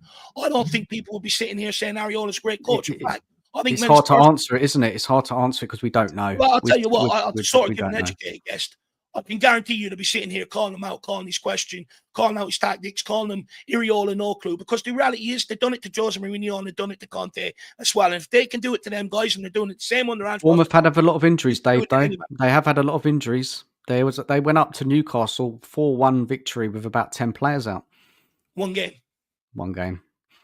How many years? Look, I like Ariola. I like it. I think he's doing fantastic. I think he's doing fantastic with that squad he's got. I mean, imagine him managing Spurs. You know, I think there's something about him. But the thing is, I've come to learn what managers do at other clubs forget about, or rewrite the rule book. They ain't coming to Tottenham and produce what they've done at other clubs. You mark my words. Iriola walks in here, you will not get the Iriola you've seen at Bournemouth. Mark my words. I don't think we'll be 13th in the league and close to a relegation battle. I don't think so. Not under him. Oh, look, maybe not. But I can tell you now, people will be sitting here calling for his head in 2 years' time if he takes his job. So, Dave, who would you have, man? Who would you bring in as a coach if you could choose? Good question, isn't it? Tough. Do you know what? I would love to go and try and tempt Jurgen Klopp, but he's never going to come to Tottenham after walking away from Liverpool. Look, I'm with you. I do like Iriola, but I just think you bring him to this football club, and also I don't think he's going to Tottenham. I think if Tottenham come calling, he ain't coming. I don't think he is. I think he'll take the same approach as an Arne Slot, as an Nagelsmann, who will sort of veer off. You know, they'll wait for their big chance at Real Madrid, Bayern Munich, clubs like that. They're not going to take that next stepping stone to Tottenham. The reality is, Dan, I can sit here and give whatever names I want. I do like Iriola. Who else do I like? I did like Amarim from Sporting. You know, he's gone in at United. Hasn't really quite worked out there. But the reality is we ain't getting a big name manager. I can tell you that now. And would you rather be a Man U fan right now or a Spurs fan? I had that on my show last night. Spurs fan. Man United have fallen from such grace, from such dominance. We've only fallen from top four. They've fallen from winning Champions Leagues, FA Cups, League Cups, Premier Leagues to, you know, nearly getting relegated. They've had a much more bigger fall from grace than what we have. Yeah, they've got massive financial issues, haven't they? And that's one thing we don't have. It's just that we just need to take a risk in the summer transfer window. But look, Dave, it's been great chatting to you, man. It's been a good conversation, eh? No, I've enjoyed it. Look, Dan, I've enjoyed it. And the thing is, I have no problem, you know. I've always said this, people can have difference of opinion. As long as we can have a respectful conversation, we're not yelling at each other, calling each other this, that, and the other, because I don't think it does anything any good. So I'm more than happy to sit here and speak to people that are on the opposite side of the opinion to me. I know like people in the chat think I'm very negative, which is fine, man. Dan, they call me negative at times. That's just how I feel. It's my opinion. It's all about opinions, isn't it? Really, at the end of the day, football. Look, the way I see it, Dan, is it's very hard to sit there and be positive because you know, at the end of the day, you go back to Pochettino. The reason why people were positive is because the players and the manager brought them along on a journey. We were winning every week. When you're not winning, it's hard to sit here and give up some fake optimism and fake positivity if you're not feeling it. And the reality is, like I said to you, it's not been good enough, Dave, is it? It's not been good enough this season. Whatever and like you say, I said to you, in the summer transfer window, people were calling me negative. But at the end of the day, you know, it's hard to be positive if you don't believe in something. And, you know, fake positivity ain't going to do nothing either. You know, you can sit here and go, it doesn't matter, backhand Postecoglou. Even them people that have done that, where's that got them this season? Nowhere. The reality is, it doesn't matter. You know, people are going to call you negative for your opinion and all because you're out here giving it. But don't let that sway you. If you see one thing, stick by your belief, Dan. Yeah, I will do. I will do. No, definitely, Dave. Yeah. Great, man. Well, big up. Appreciate that. I enjoyed that. Enjoyed it. Yeah. I would have to get you on the show, man. Will you come on the show with us? Yeah, I'll come on with you at some point. I know you're a busy guy. I know you've got a lot of streams going on, but yeah, we'll have to get you on the show, man. Yeah, we've got my number, so let's make it work. Yeah, it'll be great, man. We don't just talk about Anjal. We talk about we review the game, review the matches, we look at all sorts of stuff. So look, yeah. Oh no, I know that. I've seen your channel. I've seen you in action. That. Good. Well, look, you enjoy yourself. You have a good Cheers, evening. Dave, mate. Big up to everyone in the chat and enjoy the rest of your show, guys. Take care. Big up, Dan. Guys, make sure you get across and check out Spurs Analyst as well. Make sure you subscribe to his YouTube channel. And you know what? I enjoyed that. You know, someone with a difference of opinion that's not afraid to sit there and shoot the shit, but in a nice, good manner. And that I almost feel like it was role reversal. You know, I wanted to start firing questions at that. Maybe we'll get to do that next time. To Mark Show, member for 14 months. Big up, Dave. Smash your subscription for the Analyst. Big up, Mark. Really appreciate you tuning in, guys. Make sure you get over and check out Dan's channel. We've also got Shemtown member for 10 minutes. Love the show. Back and Jack and Dave. Come on, you Spurs. Big up, my man. Again, Shemtown, really appreciate the support, brother. Hopefully you're keeping well. And then we've also got Jason Bell, member for 41 months. Jesus Christ, that's absolutely insane. Big up, Jason Bell. Says, did you hear about FIFA putting up some crazy prize money for the Club World Cup? Will Levy start investing to try and get us into that competition? Being brutally honest, I don't think that prize money is going to stay there. I think it's one of them to sort of make clubs take it seriously to a large degree. You know, put out proper teams, send proper squads and stuff like that. That's just my feeling on it, and to gather, you know, a large bit of interest in behind it going forward. Because realistically, I know that, you know, the tournament has been rearranged and restructured and shit like that. But this isn't a new tournament. They've had a Club World Championship for years, you know, where the team that wins the Champions League and that, and a couple of other teams from different continents that have won their various competitions out there, all go and play in a semi-final and a final, you know. So, you know, it's not a new competition. I just think it's one they're trying to generate a lot of money behind. And the reason why I think they're doing it is because I think it's a softener or a precursor to them going, look how much you enjoy this Super League. Let's go with it. So I'm very hesitant on that one, Jason Bell. But they're my reasons behind it. Let me know your thoughts on that, Jason Bell. Big yourself up, my man. Really appreciate the support. And big up Spurs TV. Great to see you. Hopefully you're keeping well. But look, let's keep it moving. We're down to the last guest of the evening, and then I will be going off for my dinner and hopefully regather my voice. And it is the one and only Paul Connor. Great to see this guy. Paul, how are you keeping, sir? Oh, you're on mute. It also looks like you've gone back to the 70s, right. Black and white television. There's no colour there going on. What's going on? Sat in my kitchen. It's nice and bright there. How are you keeping? Can you hear me now? Yeah, I can hear you now. Long time no speak. How are you keeping, buddy? Yeah, all good. All good. Work, life going by, and Spurs let me down as always. So, nothing's changed over the last 20 years. No, that's the truth. That's the truth, and that's the thing. I just want to go back to the days with Pochettino. You're working, you're winning on the weekend. Life is great. Nothing could go wrong. Now it just seems like every week is going wrong. But look, where are you at, in terms of the European trophy? A lot of Spurs fans at the start of the season were sort of maybe optimistic of going deep in it, potentially winning it. Do you still hold out hope that we can get it done? I think we need to be honest. It's one of those where it's become a do or die situation. But I also think that will do us good, because when we had that Champions League run, we were exactly the same. It was a do or die sort of thing, and we just went for it. Yeah. And that's what I want to see him do. And when we're playing AZ tomorrow, I want to see him go out and actually make a statement. I don't want to see him sit there and, I've heard a lot of people going, well, a 1-1, a 2-1, or whichever. No, I want to see us go out there and absolutely, put 5 or 6 on the board, hopefully. Really send a statement out to the rest of those teams. We're here and we're here to win. I don't want to see any of this scraping around 92nd minute goal just to get a draw. I don't want to see that. I just want to see us go out and play the football we all know we can play. No, 100%, 100%. And look, it'd be interesting to see how we get on between now and the end. I do think many Spurs fans are expecting performances at the very least, expecting to see, us play well and stuff like that. So let's see what happens. But do you think Ange Postecoglou's future at Tottenham sort of, is riding on this Europa League pot? Yes and no. I think if he hits the semi-finals at least, I think he will still get the opportunity. But obviously, we'll be out of Europe next season. So whether the board will use that as an excuse to get rid of him anyway, it's one of those, because otherwise you give him another 3 seasons on top of that. 1 season to get back into Europe and then see and carry on. So it's hard. I think for me, he has to win the Europa League. He can't. There's nothing else for us. It's our only way back into Europe next season. No, absolutely fair point. And you know what?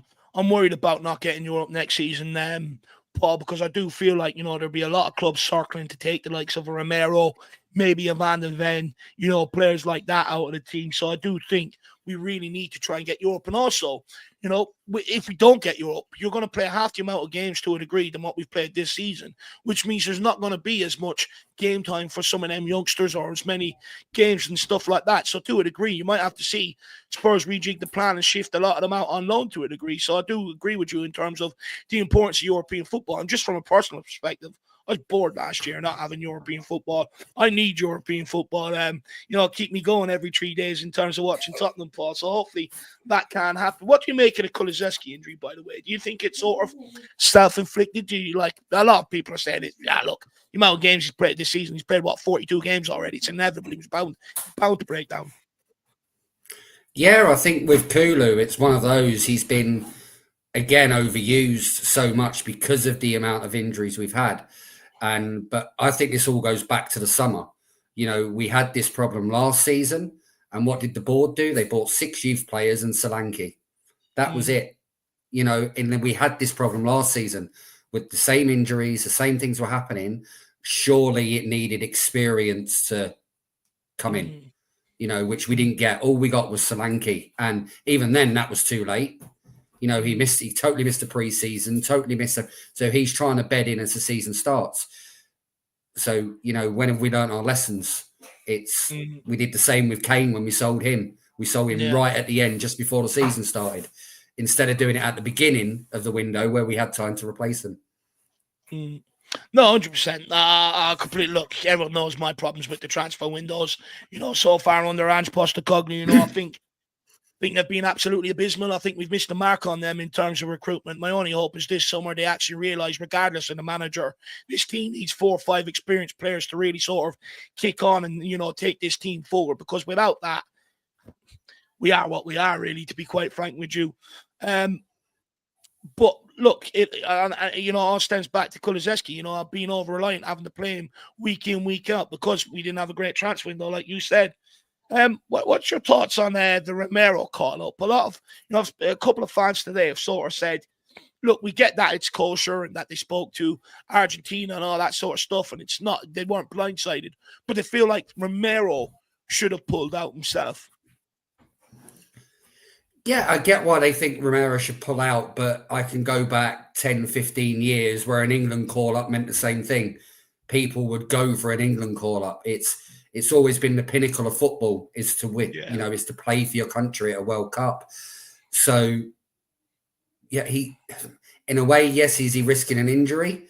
But then isn't every player that goes on international duty risking an injury? So if Romero goes, he might not be quite fully fit, but how many times did Kane go to England not fully fit? How many times did other players that went to their international teams not fully fit? It's not a new thing for me with Romero. Romero's always done it.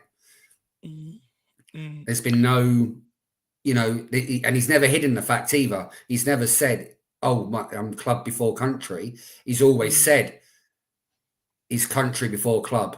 And I think that would be the same no matter where he went, to be honest. To be honest with you, I'm quite jealous. I would love Irish players to have the same sort of passion and that for the national team. I think we'd probably fare a lot better on the pitch as well, to be quite honest with you. So I'm sort of on your way of thinking on that one. How do you think the game's going to, in terms of team selection tomorrow, Paul? Fullbacks, it seems to be a big talking point lately. What 2 fullbacks do you want to see take the pitch tomorrow and why? To be honest, I've seen a doggy quite a few times this season, and I don't think he's hit the heights of where he first come into this team. I think he has gone backwards. Maybe that's because of his injuries he's had, or, but discipline isn't there either. Yeah. So for me, but there again, Porro's played too many times as well. So it's kind of like, what do you do? For me, I'd probably rotate the 3 of them between the game, like Porro, Spence, and a doggy, depending on who's having the worse game or whichever, and swap them out. I think that's how I would go, regardless of which 2 of the 3 you used to start with. I'd expect to see the one that doesn't get picked come on at some point. Yeah, no, I agree. For me, though, I think Jed Spence, I think he's a nailed-on starter. I think the question should be between a Porro or a doggy. For me, I think Jed Spence has earned the right to be nailed on in that team, to be quite frank. And I think it's up to Pedro Porro or Destiny Udogie to sort of really try and produce something special to show that they deserve the right, or even try and take Jed Spence out of the team. We'd be interested to see what Postecoglou goes with, because he does tend to really like Porro for some reason. So I wouldn't be surprised to see Porro play it right back with Spence back in at left back again, to be quite honest with you. Even though, again, I would prefer to probably go with Spence and Destiny Udogie. In terms of Kulusevski, though, as well, he carried a lot of the creative burden in this team. In your opinion, who needs to step up now and take that mantle? I think Maddison needs to. That's what he was bought for originally. Yes, he's had assists and playing through the game, but he's been for what I would call a moments player, which is why his stats have been quite good. But he hasn't done it for the full 90 minutes. It's like he's sat there for 85 minutes, had a 5-minute spell in between. He's not doing it consistently. I went back today and I was looking at videos of, when we had Bale and Lennon and stuff like that, and you were seeing these runs they were making and these forward balls, and they were breaking defenses down from low blocks to high blocks. Didn't make no difference. They were still feeding those balls through, but there's nobody doing that at the minute. Nobody. As I think you said with Dan, there's no player that gets you off your seat anymore. There's not that one player that gets that ball and you're like, wow, something's going to happen. You know, Ginola, for example, you know, everybody, the minute he got the ball, we could be quiet for 85 minutes and then just a sprinkle of madness in, you know, and changes the game. We don't have those game changes at the minute. But again, this goes back to, for me, the transfer windows. We're not buying those sort of players like we used to. We're not buying the Van der Vaarts. We're not buying, you know, the Ginolas. We're not buying the Dele Allis. We're buying from clubs that are in the bottom, that were below us in the table. We're paying big money for them. And then we wonder why we're now at the bottom of the table, because that's exactly where they were when they're in those teams. So, yeah, I think the recruitment needs to be looked at seriously. No, I agree. I agree with you massively. I think, you know, Johan Lang, if he's in the job come the summer, I really question, you know, what we're doing here. Because, again, I just don't think he has the nous to get an Eze over the line or something like that. I think Paratici does, but I don't think Johan Lang does. So, for me, if he's still in there this summer, I'm not really going to hold out too much excitement of us getting the right deals done. Because, ultimately, I think a lot of the business we have done is because we haven't got done the business that we initially wanted to get done. So we sort of had to pivot and stuff like that. And I don't think he's done a great job of it personally. Anything that's been on your mind over the last couple of weeks, you know, that we haven't spoke, that you want to get off your chest to speak about, Paul? For me, it's more when I'm watching Spurs play at the minute, I just don't see the commitment in the whole of the team. You know, I don't see him going out there and, you know, for the shirt and the badge. And for me, what did it for me was the Liverpool game. That was the game where, you know, it was a cup semi-final. We should have been up for it thing. And we just rolled over. We didn't even show up. You know, where was the passion and the pride in, you know, so what if we lost 4-0, but we went out, you know, because we actually played. It wasn't because we didn't turn up. It was effectively we got outplayed and got beat by the better team. But I don't think that was the case. We just didn't show up. Every time we got the ball, they were giving it away. They weren't chasing them down. They weren't tracking them down. And it's been the same for every game that I've seen. You know, where's that press that we all like to see? Where's that thing? So everyone goes on about the high line. It's just too much tippy-tappy for me at the minute. And I just want to see tomorrow, I want to see them go back to where, you know, we were pressing teams and getting joy and getting more balls into the box. And now we've got Solanke there, you know, and he's starting to fit into the system and he's starting to press a lot more. Let's get the ball into him. Let's see what he can actually do, you know, and get these runners down the wing. It's just so hard to watch them because they just seem so lackluster in what they're doing. It's like you can see their body language and they walk onto the pitch and you're just like, oh, here we go again. It's going to be another one of those days. You know, I'm fed up of watching a struggle against the likes of, you know, Ipswich, Southampton, all these teams down at the bottom half of the table. Why are we struggling against these teams? You know, these players are not coming out and they're not performing at all. It's like they've just gone, oh, well, don't matter. You know, forget about the fans that are there watching them every week or anything else. Yes, there might not be anything else to play for in the league, but at least put a show in. You know, at least show some effort and some passion in your pride of play. I think, do you know what, for me, Paul, you know, where I sort of maybe a little bit different to you, I agree with you about the pressing, you know. I think it's a large part of you know, what helps our game, you know, when we do go after them on the front foot. But when we've had the injury crisis we've had, the amount of players we've had to rely on every 3 days, with tiredness and fatigue, it's nearly impossible to ask them to go out and do that relentlessly for the 90 minutes. And I think also, you know, then it can also, in that regard, sort of come off that they don't care, they're not trying and stuff like that.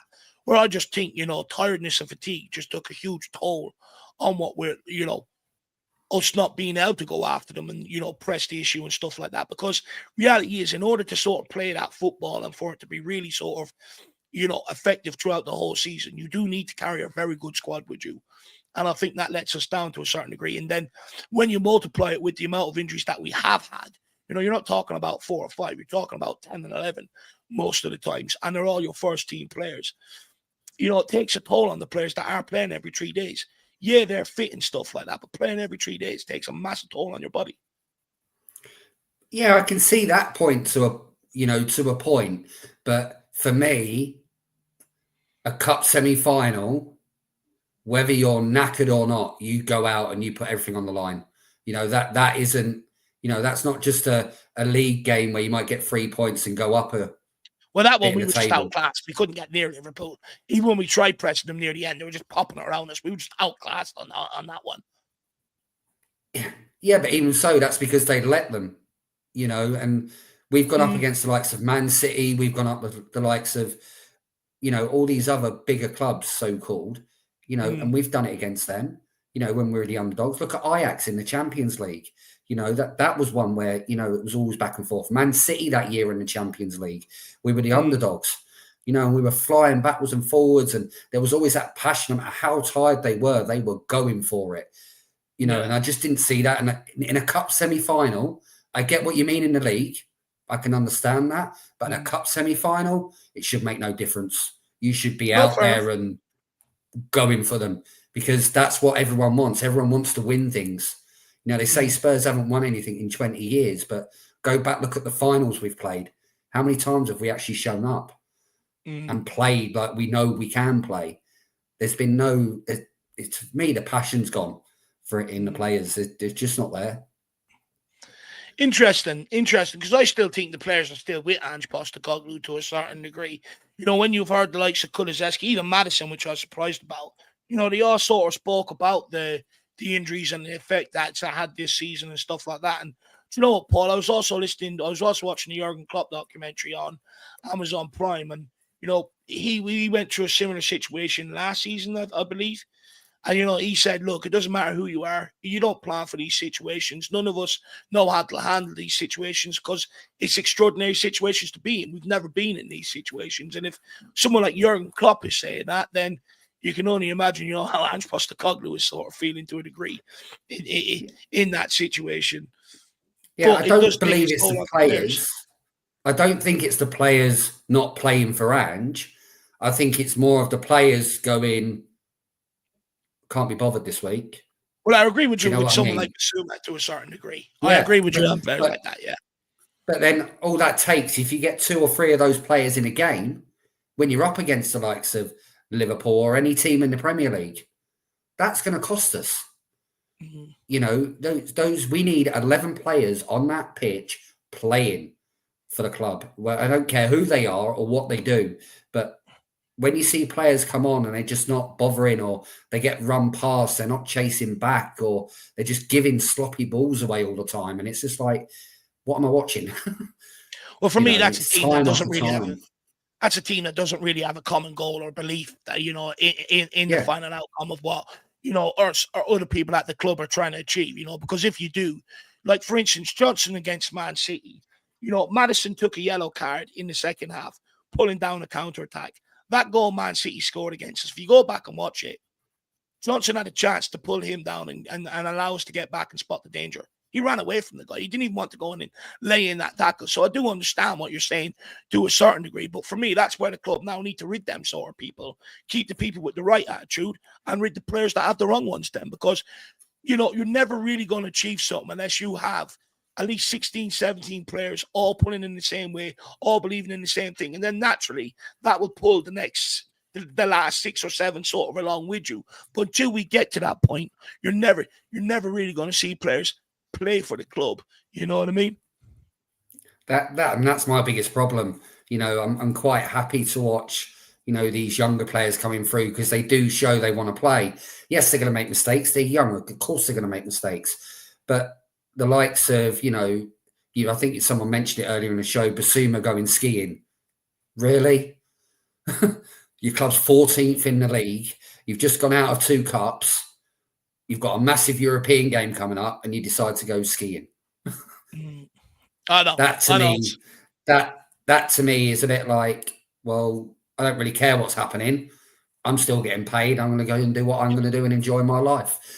And to me, that just put a big 2-finger salute like that. He's not the no. And look, I agree with you. He's a huge problem. But I don't want to make him the only problem, because there's other players in the team like that as well. Oh yeah, there's plenty of them. And I think this is where our problem is. But again, it's just, for me, it all comes down to recruitment, to how we've been recruiting ever since, even when Poch was here, the last couple of seasons. Who did we recruit, you know, to push that on? You know, we were second, third, fourth, second. You know, where was all this, you know, investment then from the likes of Levy and getting decent players, you know, just to get us over that line. You know, but they weren't bringing in winners. They were bringing in players we never heard of and paying silly money for. And that's my biggest problem. I think that's always been our problem. And I think that's why Conte had a problem. That's why Mourinho had a problem. Why Nuno, I don't think Nuno got much of a chance, to be fair. But, you know, I think that's why all these managers have problems when they come to Spurs. Because they want players and they get someone different. Yeah. It was like Conte is how we ended up with Jed Spence. Conte wanted somebody else and the club buys Jed Spence. Yeah. Now, how do we know Ange isn't going to them going, I want Eze, I want Gucci, I want this Wharton, whoever it is. And the club are going, okay, you can have this one. Yeah. You know, and how many times that happening? Because it's happened before. So how do we know that, Ange might be agreeing with the transfer in public, but we don't know what's going on behind the scenes and what he's saying to him and what players he's asking for. Look, and I think the biggest telltale that the manager ain't bringing in the signings is when you've got a director of football above him. Director of football, and this is why a lot of managers have problems with them, because they're the ones that make the final decisions on players and all that sort of shit. You know, and plus Postecoglou ain't a manager; he's a head coach. So when you make these guys head coaches, you're basically taking all them decisions out of them, and you're basically saying, you just get that team ready. That's all you got to focus on. Every other decision above that, that's on us. It's basically what's happening. Yeah, but I think the summer window proved that. You know, where we bought loads of youth, and everyone's saying, right, when's the actual signings come in? And then just before the season starts, we get Solanke. And I thought, to be honest, it was underwhelming for me at the time. You know, I'm like, well, why are we spending 60 million on Solanke? But again, we did it with Richarlison. We spent 60 million on Richarlison. Yeah. You know, why are we spending this sort of money on what I would call average players in the Premier League? You know, if I wouldn't mind spending that sort of money if there was somebody, you know, that was banging in the goals every week or assists or at least doing something. But I've also noticed every single senior player we've signed recently, have you noticed they always seem to get injured within 6 months of being. That's because you overused them. Thomas Solanke, classic case, overused. You know, but that's because again they're not building the squad correctly, and who is to blame for that? You know, it's this is what I mean. It's kind of so hard to say, oh, it's all on Ange. Don't get me wrong, he's made some clangers. To be fair, he has made some clangers, but in the other sense, where's the support coming from up or above him? You know, in the summer it was supposed to be a big window, and we ended up with 6 youth players and Solanke. You know, January we got Danso. I can't remember who else it was, but but that Kinski and Tell. Yeah, so we got those 3. So Kinski and Tell, again, more to develop more than anything else. And we get one player that can walk into the first team when we were already struggling. To me, that says everything. Everything I need to know is there in those 2 windows. Like, yes, they might say Ange has got 400 million spent on him, but they're including the likes of Kulu in that was already pre-arranged before he arrived. There was also others that, you know, loans have been, you know, so where's it start and stop? We can't tell. You know, maybe this is why the board is sticking with Ange this time, because they know it's not, Levy probably knows it's coming from above him with the recruitment. So maybe Levy's looking at that side of things and not so much the managerial side. Who knows? But you know what? I would tend to agree with you, but then some reports I'm seeing lately, you know, Tottenham aren't going to try and convince Paratici to come back after he's banned. You know, they're happy to let him move on, and they're going to stick with Johan Lang and stuff like that. So, I don't know. Look, this club is just a mess. It's an absolute mess right now, Paul. Everyone's just how many times? But then how many times have we seen that about a manager? in all honesty. Oh, we're going to keep him, we're going to keep him, we're going to keep him, we're going to keep him. And then 2 weeks later, they're out the door. Yeah. You know, so it's, for me, I don't believe the ITKs or anything like that. I always go with what thing, as you said, you've said it in the past, we don't hire bad managers. Yeah. Because every single manager we've had has gone on to win something with other clubs. Yep. Yep. And that's the thing. We don't hire bad managers, but we have a unique sort of way in football to make them look incompetent, which is absolutely baffling. You know, the thing is, like, we could sit here and keep making the manager the problem, saying he's got to do better, he's got to do this, he's got to change that, and everything else. The reality is, it's only at Tottenham we're asking them to do that. Every year else to be, they're not being asked to do that. People do things the way they want it because they want success. It's just mind-boggling. Look, I just want, to be honest, Paul, I just want the season to be done and dusted now at this point. I'm so fed up with it. I'm so done with it. Such a disappointment again. I want to see the season out, and I need a 2-week break, Paul. Yes, don't blame you. For me, though, there's 7 games left of this season. They're the 7 most important games of this season. You know, even if we lost every game in the league now, we ain't going down, regardless. We're too far away from it. Yeah, we're still in the bottom half, but we're too far away from that relegation zone to physically go down. So for me, those 7 games have to be the priority. Without a shadow of a doubt. No, I agree with you. I agree with you in that for sure. By the way, AK Shags, good to see you. How you keeping, my man? Great to see you. Hopefully you're keeping well. Oh, but Paul, anything else you want to get off your chest before I end off, my man? No, just more. I just want to see this Europa League, this Europa Cup coming up now. That's what I want to see now. I want to see them go out and make a statement. These players are back now. You know, as you said, there's no more excuses. You know, we're playing AZ Alkmaar. You know, let's get out there and show them why the Premier League is one of the best leagues in the world. Yeah, 100%. I couldn't agree more. I don't want to get turned over by these. At the end of the day, the way I see it is, I'm sort of with you. I think, you know, the reason why we pay a lot higher wages and we play in the Premier League is because we're better. So hopefully we go out and show that tomorrow night, Paul. Paul, beat yourself up, my man. Really appreciate your time. I've enjoyed that. And we'll speak again soon. That we will. See you later, mate. Have a good one. Have a good one. Come on, you Spurs.